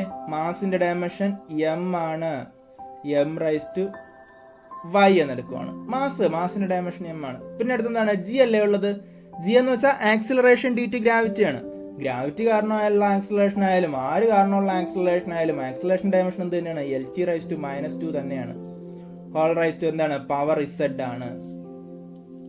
ഇപ്പൊ T is equal to L/x, M/y. ഈ ഹോൾ റൈസ് ടു ഇസഡ് ചെയ്യുമ്പോൾ എന്താവും? L/z, T/2. ഇവിടെ ഒരു -2 ഉണ്ട്, പിന്നെ ഒരു ഇസഡും കൂടെ എടുക്കുവാണ്. അപ്പൊ -2z എന്ന് വരും. ശരിയല്ലേ? ഇപ്പൊ ഇതിനെ ഷോർട്ട് ആയിട്ട് എഴുതാം. രണ്ട് എല്ലില്ലേ, L/x ഉണ്ട്, പിന്നെന്തുകൊണ്ട് ഇസഡും ഉണ്ട്. അപ്പൊ നമുക്ക് എന്ത് വരും? L/x + z എന്ന് എഴുതാം. M/y, T/-2z. ഇങ്ങനെ എഴുതുന്നതിൽ കുഴപ്പമൊന്നുമില്ലല്ലോ. ഇനി principle of homogeneity of dimension അനുസരിച്ച് ഇക്വേഷൻ ലെഫ്റ്റ് സൈഡിലെയും റൈറ്റ് സൈഡിലെയും രണ്ട് ടേംസേ ഉള്ളൂ. ലെഫ്റ്റ് സൈഡിൽ ഒരു ടേമും റൈറ്റ് സൈഡിൽ ഒരു ടേമും. എല്ലാ ടേംസിന്റെയും ഡയമെൻഷൻസ് ഈക്വൽ ആയേ പറ്റുള്ളൂ. ആ കോൺസെപ്റ്റ് അനുസരിച്ച് നമുക്ക് എന്ത് കണ്ടുപിടിക്കാം? എക്സിന്റെയും വൈയുടെയും ഇസഡിന്റെയും ഒക്കെ വാല്യൂ കണ്ടുപിടിക്കാം. അപ്പൊ നമുക്ക് ലെഫ്റ്റ് സൈഡിലെ കംപ്ലീറ്റ് ഫോം ഓഫ് ഡയമെൻഷൻ എങ്ങനെ എഴുതാം? M/0, L/0, T/1 അല്ലെ, equal to L/x + z, M/y, T/-2z എന്ന് എഴുതാം. ശരിയല്ലേ? ഇനി ഈ രണ്ട് സൈഡിലെയും, ലെഫ്റ്റ് സൈഡിലെയും റൈറ്റ് സൈഡിലെയും, രണ്ട് സൈഡിലെയും എന്ന് വെച്ചാൽ ലെഫ്റ്റ് സൈഡിലെയും റൈറ്റ് സൈഡിലെയും പവേഴ്സ് നമ്മൾ ഇക്വേറ്റ് ചെയ്യുകയാണ്. ലെഫ്റ്റ് സൈഡിലെ എല്ലിന്റെ പവറും റൈറ്റ് സൈഡിലെ എല്ലിന്റെ പവറും. അതുപോലെ ലെഫ്റ്റ് സൈഡിലെ എമ്മിന്റെ പവറും റൈറ്റ് സൈഡിലെ എമ്മിന്റെ പവറും. അങ്ങനെ നമ്മൾ പവേഴ്സ് ഒന്ന് ഇക്വേറ്റ് ചെയ്യാൻ പോകണം കേട്ടോ. ആദ്യം ലെഫ്റ്റ് സൈഡിലെ എമ്മിന്റെ പവറും റൈറ്റ് സൈഡിലെ എമ്മിന്റെ പവറും ഒന്ന് ഇക്വേറ്റ് ചെയ്യാം. ആദ്യം കാണുന്ന എം അല്ലേ, സോ എം എങ്ങനെ ഇക്വേറ്റ് ചെയ്താലും കുഴപ്പമൊന്നുമില്ല. ആദ്യം കാണുന്ന എം ആയിട്ട് ഞാൻ എമ്മിനെ ഇക്വേറ്റ് ചെയ്യണം.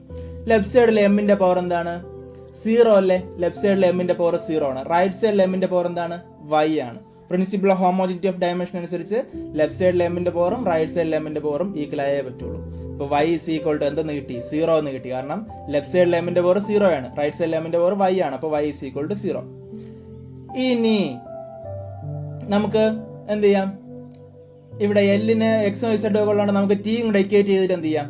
ടിയുടെ പവർ കൂടെ ഇക്വേറ്റ് ചെയ്തിട്ട് എല്ലിന്റെ പവർ ഒന്ന് ചെയ്ത് നോക്കാം. ലെഫ്റ്റ് സൈഡിലെ ടിയുടെ പവർ എന്താണ്? 1 ആണ്, കണ്ടില്ലേ? റൈറ്റ് സൈഡിലെ ടിയുടെ പവർ -2z. അപ്പോൾ എന്ത് വരും? -2z ഇസ് ഈക്വൽ ടു 1 എന്ന് വരും. അങ്ങനെയാണെങ്കിൽ z ഇസ് ഈക്വൽ ടു എന്ത് വരും? -1/2 എന്ന് വരും. ഈ -2 അപ്പുറത്തോണ്ടൊന്ന് ഡിവൈഡ് ചെയ്യുക. അപ്പോൾ -1/2 എന്ന് വരും. അപ്പോൾ z ഇസ് ഈക്വൽ ടു -1/2. അതും okay. z is equal to -1/2 എന്നുള്ള കാര്യം ദാറ്റ്സ് ഫൈൻ, ഒരു കുഴപ്പമില്ല. z ഇസ് ഈക്വൽ ടു എന്താണ്?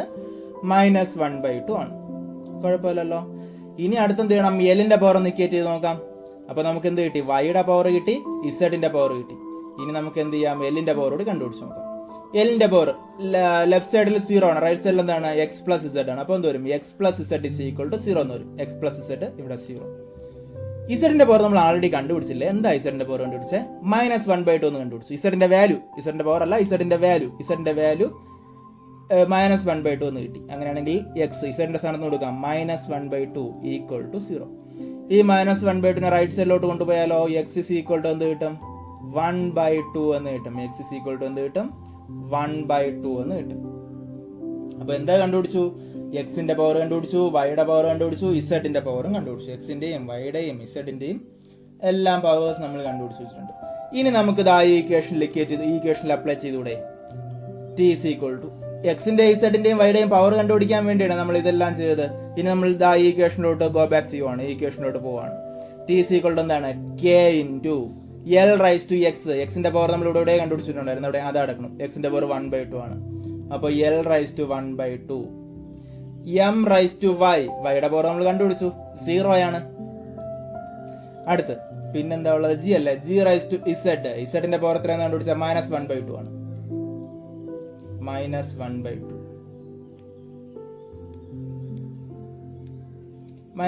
Okay.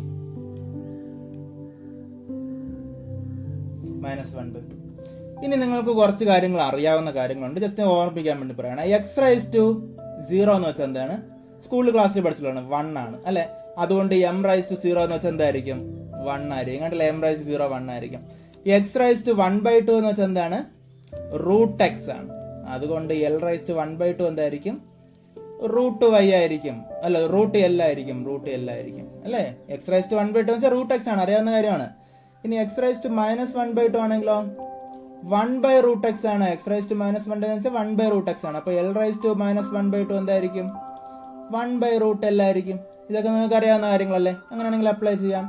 T is equal to k into L rice to 1/2 എന്താണ്? L rice to 1/2. L rice to 1/2 എന്ന് വെച്ചാൽ √l ആണ്.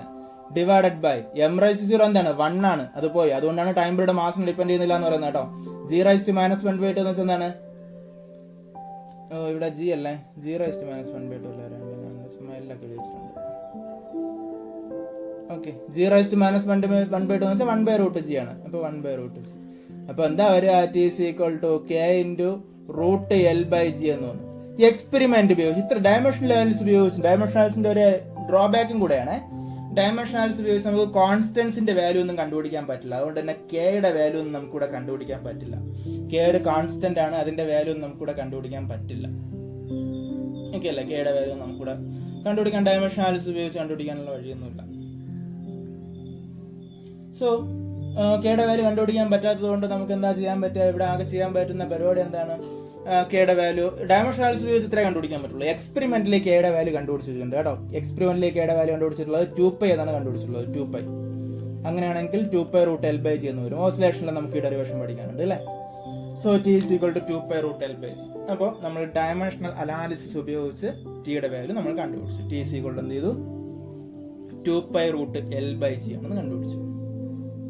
അപ്പോൾ ഇതാണ് എന്താ പറയുക, ഡയമെൻഷണൽ അനാലിസിസിന്റെ പ്രധാനപ്പെട്ട 2 യൂസസ്.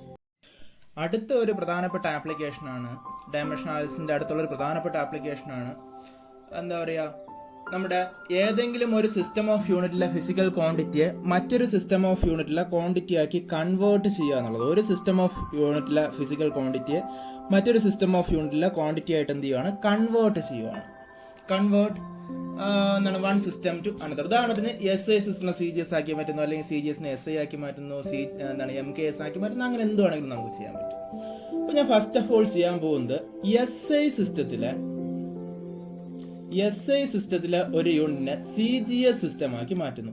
ഇതങ്ങനെ NCERT ടെക്സ്റ്റിൽ അധികം സ്പെസിഫൈ ചെയ്ത് പറഞ്ഞിട്ടുള്ള ഒരു കാര്യമല്ല, എങ്കിലും ഒരിക്കൽ പ്രീവിയസിൽ ക്വസ്റ്റ്യൻ ചോദിച്ചുള്ളത് കൊണ്ട് ജസ്റ്റ് ഞാനൊന്ന് പറയുന്നതേ ഉള്ളൂ, ഈ ഒരു ആപ്ലിക്കേഷൻ കൂടെ പറയുന്നതേ ഉള്ളൂ. അപ്പോൾ പ്രധാനമായിട്ടും നമ്മുടെ NCERT ടെക്സ്റ്റിൽ പറഞ്ഞിട്ടുള്ള 2 ആപ്ലിക്കേഷൻ എന്ന് വെച്ചാൽ to check the correctness of an ഇക്വേഷനും, പിന്നെന്താണ് രണ്ടാമത്തെ ആപ്ലിക്കേഷൻ ആയിട്ട് ടു ഡിറൈവ് ന്യൂ ഇക്വേഷൻസ്, പുതിയ ഇക്വേഷൻസ് ഫോം ചെയ്യാനാണ്. ഇതങ്ങനെ സ്പെസിഫൈഡ് ആയിട്ട് പറഞ്ഞിട്ടുള്ളതല്ല, എങ്കിലും നമുക്ക് ജസ്റ്റ് ഇതിൻ്റെ ഒരു കംപ്ലീറ്റേഷന് വേണ്ടി ഒന്ന് പറയണം, ഒരു സിസ്റ്റം ഓഫ് യൂണിറ്റിനെ മറ്റൊരു സിസ്റ്റം യൂണിറ്റ് ആക്കി മാറ്റേണ്ടത്. അപ്പോൾ നമ്മൾ ചെയ്യുന്നതാണ്, ഒരിക്കൽ പ്രീവിയസ്ലി ചോദിച്ചൊരു ക്വസ്റ്റ്യൻ ആണ്, കൺവേർട്ട് 1 Newton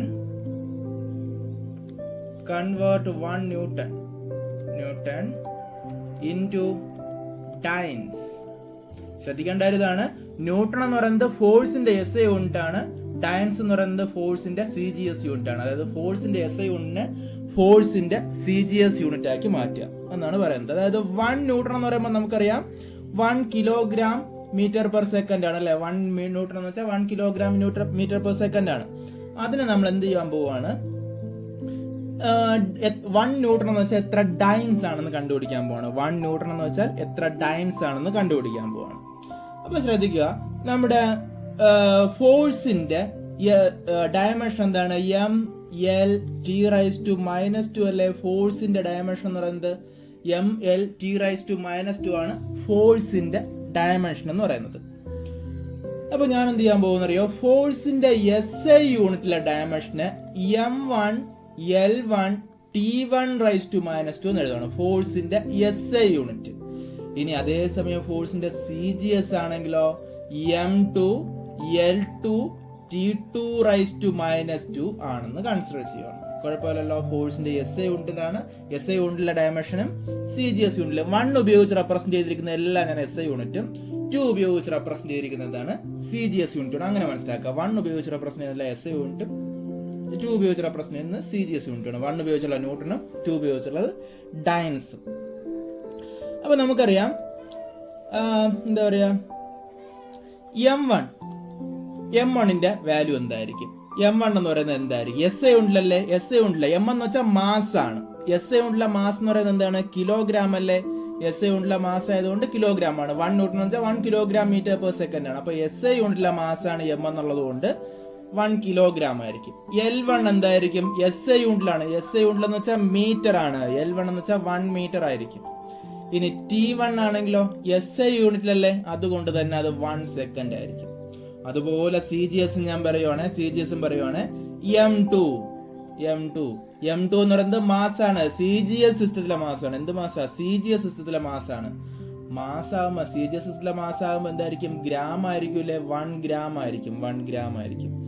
അതുപോലെ L2 എന്ന് പറയുന്നത് CGS സിസ്റ്റത്തിലെ ലെങ്ത് ആണ്. CGS സിസ്റ്റത്തിലെ ലെങ്ത് ആയതുകൊണ്ട് തന്നെ സ്വാഭാവികമായിട്ടും എന്തായിരിക്കും, സെന്റിമീറ്റർ ആയിരിക്കും അല്ലെ, 1 സെന്റിമീറ്റർ ആയിരിക്കും. അതുപോലെ T2 ആണെങ്കിലോ 1 സെക്കൻഡ് തന്നെ ആയിരിക്കും, അതിൽ മാറ്റമൊന്നുമില്ല. കാരണം SI യൂണിറ്റായാലും CGS യൂണിറ്റ് ആയാലും ടൈമിന്റെ യൂണിറ്റ് സെക്കൻഡ് തന്നെയാണ്. ഇത് സംശയമില്ലല്ലോ ഇത്രയും കാര്യത്തില്. SI യൂണിറ്റിൽ എല്ലാം എഴുതി, SI യൂണിറ്റിലെ ലെങ്ത് മാസം ടൈമും എഴുതി, CGSലെ ലെങ്ത് മാസം ടൈമും എഴുതി. ഓക്കെ, ഇനി ഞാൻ ഇമാജിൻ ചെയ്യുവാണ്, N1 ന്യൂട്ടൺ എന്ന് പറയുന്നത് N2 ഡൈൻസ് ആണെന്ന് ഞാൻ പറയുവാണ്. N1 ന്യൂട്ടൺ എന്ന് പറയുന്നത് N2 ഡൈൻസ് ആണെന്ന് ഞാൻ പറയുവാണ്. ക്വസ്റ്റ്യനിൽ പറഞ്ഞിട്ടുണ്ട് 1 ന്യൂട്ടൺ എന്ന് വെച്ചാൽ എത്ര ഡൈൻസ് എന്നാണ് കണ്ടുപിടിക്കേണ്ടത്. അപ്പോൾ N1ന്റെ വാല്യൂ നമുക്ക് ക്വസ്റ്റ്യനിൽ തന്നെ തന്നിട്ടുണ്ട് അല്ലേ, 1 എന്ന് തന്നിട്ടുണ്ട്. 1 ന്യൂട്ടൺ എന്ന് വെച്ചാൽ എത്ര ഡൈൻസ് എന്നാണ് കണ്ടുപിടിക്കേണ്ടത്. ഓക്കെ അല്ലേ, അപ്പോൾ N1 ന്യൂട്ടൺ എന്ന് വെച്ചാൽ N2 ഡൈൻസ് ആണ്. N1 ഇൻറ്റു ന്യൂട്ടൺ എന്ന് വെച്ചാൽ CGS സിസ്റ്റത്തിലല്ലേ, CGS സിസ്റ്റത്തിൽ എന്താ വരിക, M1L1T1⁻² അല്ലേ, M1L1T1⁻². N2 is equal to എന്താണ് N2 dynes ആണ്. N2 dynes. അപ്പോൾ MKS സിസ്റ്റത്തിൽ എന്താ വരിക? MKS അല്ല, CGS സിസ്റ്റം. SA സിസ്റ്റത്തിലാണ് N1 ഇത് വന്നത്. അടുത്ത് N2 dynes അല്ലേ, ഡാൻസ് CGS ആണ്. സോ CGS എല്ലാം 2 ഉപയോഗിച്ചാണ് റെപ്രസെന്റ് ഉള്ളത്. M2 L2 T2 raised to -2. ഇത്ര എഴുതിയാൽ കുഴപ്പമില്ലല്ലോ. ഇനി N1ന്റെ വാല്യൂ നമുക്കറിയാം 1 ആണ്, ശരിയല്ലേ? N1ന്റെ വാല്യൂ നമുക്കറിയാം 1 ആണ്. അങ്ങനെയാണെങ്കിൽ അത് 1 ആയിട്ട് പോയി. N2 is equal to എന്ത് വരും? ഇത്രയും ക്വാണ്ടിറ്റിനെ ഇപ്പുറത്തോട്ട് കൊണ്ടുവന്നാൽ മതി. അതായത് M1 ഡിവൈഡഡ് ബൈ M2. ഈ M1നെ ഇവിടെ കൊണ്ടുവന്ന് ഡിവൈഡ് ചെയ്തു. ഇനി അടുത്ത് എന്ത് ചെയ്യണം? ഇവിടെ മൾട്ടിപ്ലയറിലെ L2നെ ഇവിടെ കൊണ്ടുവന്ന് ഡിവൈഡ് ചെയ്യണം, ശരിയല്ലേ? L1 divided by L2. അടുത്ത് എന്ത് ചെയ്യണം? ഇവിടെ T1 റൈസ് ടു -2 ഉണ്ട്, ഇവിടെ T2 റൈസ് ടു -2 ഉണ്ട്. അപ്പോൾ എന്ത് വരും? T1 by T2 the whole rise to -2. ഇത്ര എഴുതുന്നൊരു കുഴപ്പമില്ലല്ലോ. അടുത്തെന്താണ്? ബാക്കി എല്ലാ വാല്യൂസും ഞാൻ വിളിച്ചിട്ടുണ്ട്. M1 എന്ന് വെച്ചാൽ 1 കിലോഗ്രാം ആണ്. 1 കിലോഗ്രാം ഡിവൈഡഡ് ബൈ M2 ആണെങ്കിലോ 1 ഗ്രാം ആണ്. L1 ആണെങ്കിലോ 1 മീറ്റർ ആണ് ഡിവൈഡഡ് ബൈ L2 1 സെന്റിമീറ്റർ ആണ്.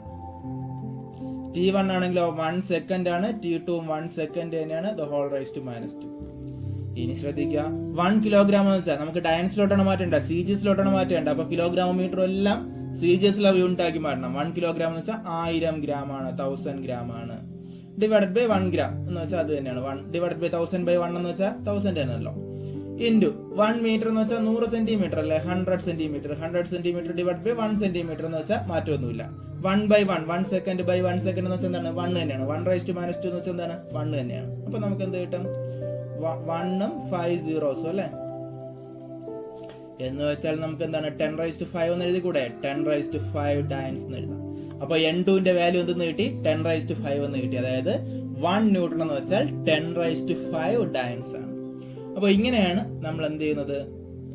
1 ന്യൂട്ടണ് എത്ര ഡയൻ ആണെന്ന് കണ്ടുപിടിക്കുന്നത്. 1 ന്യൂട്ടൺ എന്ന് വെച്ചാൽ 10 റൈസ് ടു 5 ഡയൻസ് ആണ്. നമുക്ക് ഈ മെത്തേഡിൽ കണ്ടുപിടിക്കാൻ പറ്റും. അപ്പോൾ നമ്മൾ എന്താ ചെയ്തത്? ഇവിടെ ഒന്നുകൂടി നമുക്ക് അല്പം കൺഫ്യൂസിങ് ആയിരിക്കും. കൺവേർട്ട് 1 ന്യൂട്ടൺ ഇൻറ്റു എത്ര ഡയൻസ് എന്നാണ്. അപ്പോൾ നമ്മൾ SIസിലെല്ലാം 1 ഉപയോഗിച്ച് റെപ്രസെന്റ് ചെയ്തു. അപ്പോൾ SIസിലെ മാസ് എന്ന് വെച്ചാൽ കിലോഗ്രാം ആണ്, SIസിലെ ലെങ്ത് എന്ന് വെച്ചാൽ മീറ്റർ ആണ്, SI യൂണിറ്റിലെ ടൈം എന്ന് വെച്ചാൽ സെക്കൻഡ് തന്നെയാണ്. CGSലെല്ലാം 2 ഉപയോഗിച്ച് റെപ്രസെന്റ് ചെയ്തു. എന്ന് വെച്ചാൽ ഫോഴ്സിന്റെ ഡയമെൻഷൻ ആണ്. അവിടെ എല്ലാം മാസ് ഗ്രാമിലാണ്, ലെങ്ത് സെന്റിമീറ്ററിലാണ്, ടൈം സെക്കൻഡിലാണ്. ഓക്കെ. സോ അടുത്ത് നമ്മൾ എന്ത് ചെയ്യുന്നു? N1 ന്യൂട്ടൺ എന്ന് വെച്ചാൽ N2 ഡയൻസ് ആണെന്ന് കൺസിഡർ ചെയ്യണം. അപ്പോൾ N1ന്റെ വാല്യൂ ഇവിടെ തന്നെ 2 ക്വസ്റ്റ്യൻ കണ്ടോ. 1 ന്യൂട്ടൺ എന്ന് വെച്ചാൽ എത്ര ഡയൻസ് എന്നാണ്. അപ്പോൾ N1ന്റെ വാല്യൂ 1 ആണ്. 1 ന്യൂട്ടൺ ഇസ് ഈക്വൽ ടു എത്ര ഡയൻസ് എന്നാണ്. അപ്പോൾ എത്ര ഡയൻസ്? N2ന്റെ വാല്യൂ ആണ് കണ്ടുപിടിക്കേണ്ടത്. അപ്പോൾ N is equal to N2 ഡയൻസ്. അപ്പോൾ ന്യൂട്ടൺ SI കൊണ്ടുള്ളതിനെ നമ്മൾ ഇങ്ങനെയാണ് റെപ്രസെന്റ് ചെയ്തത്.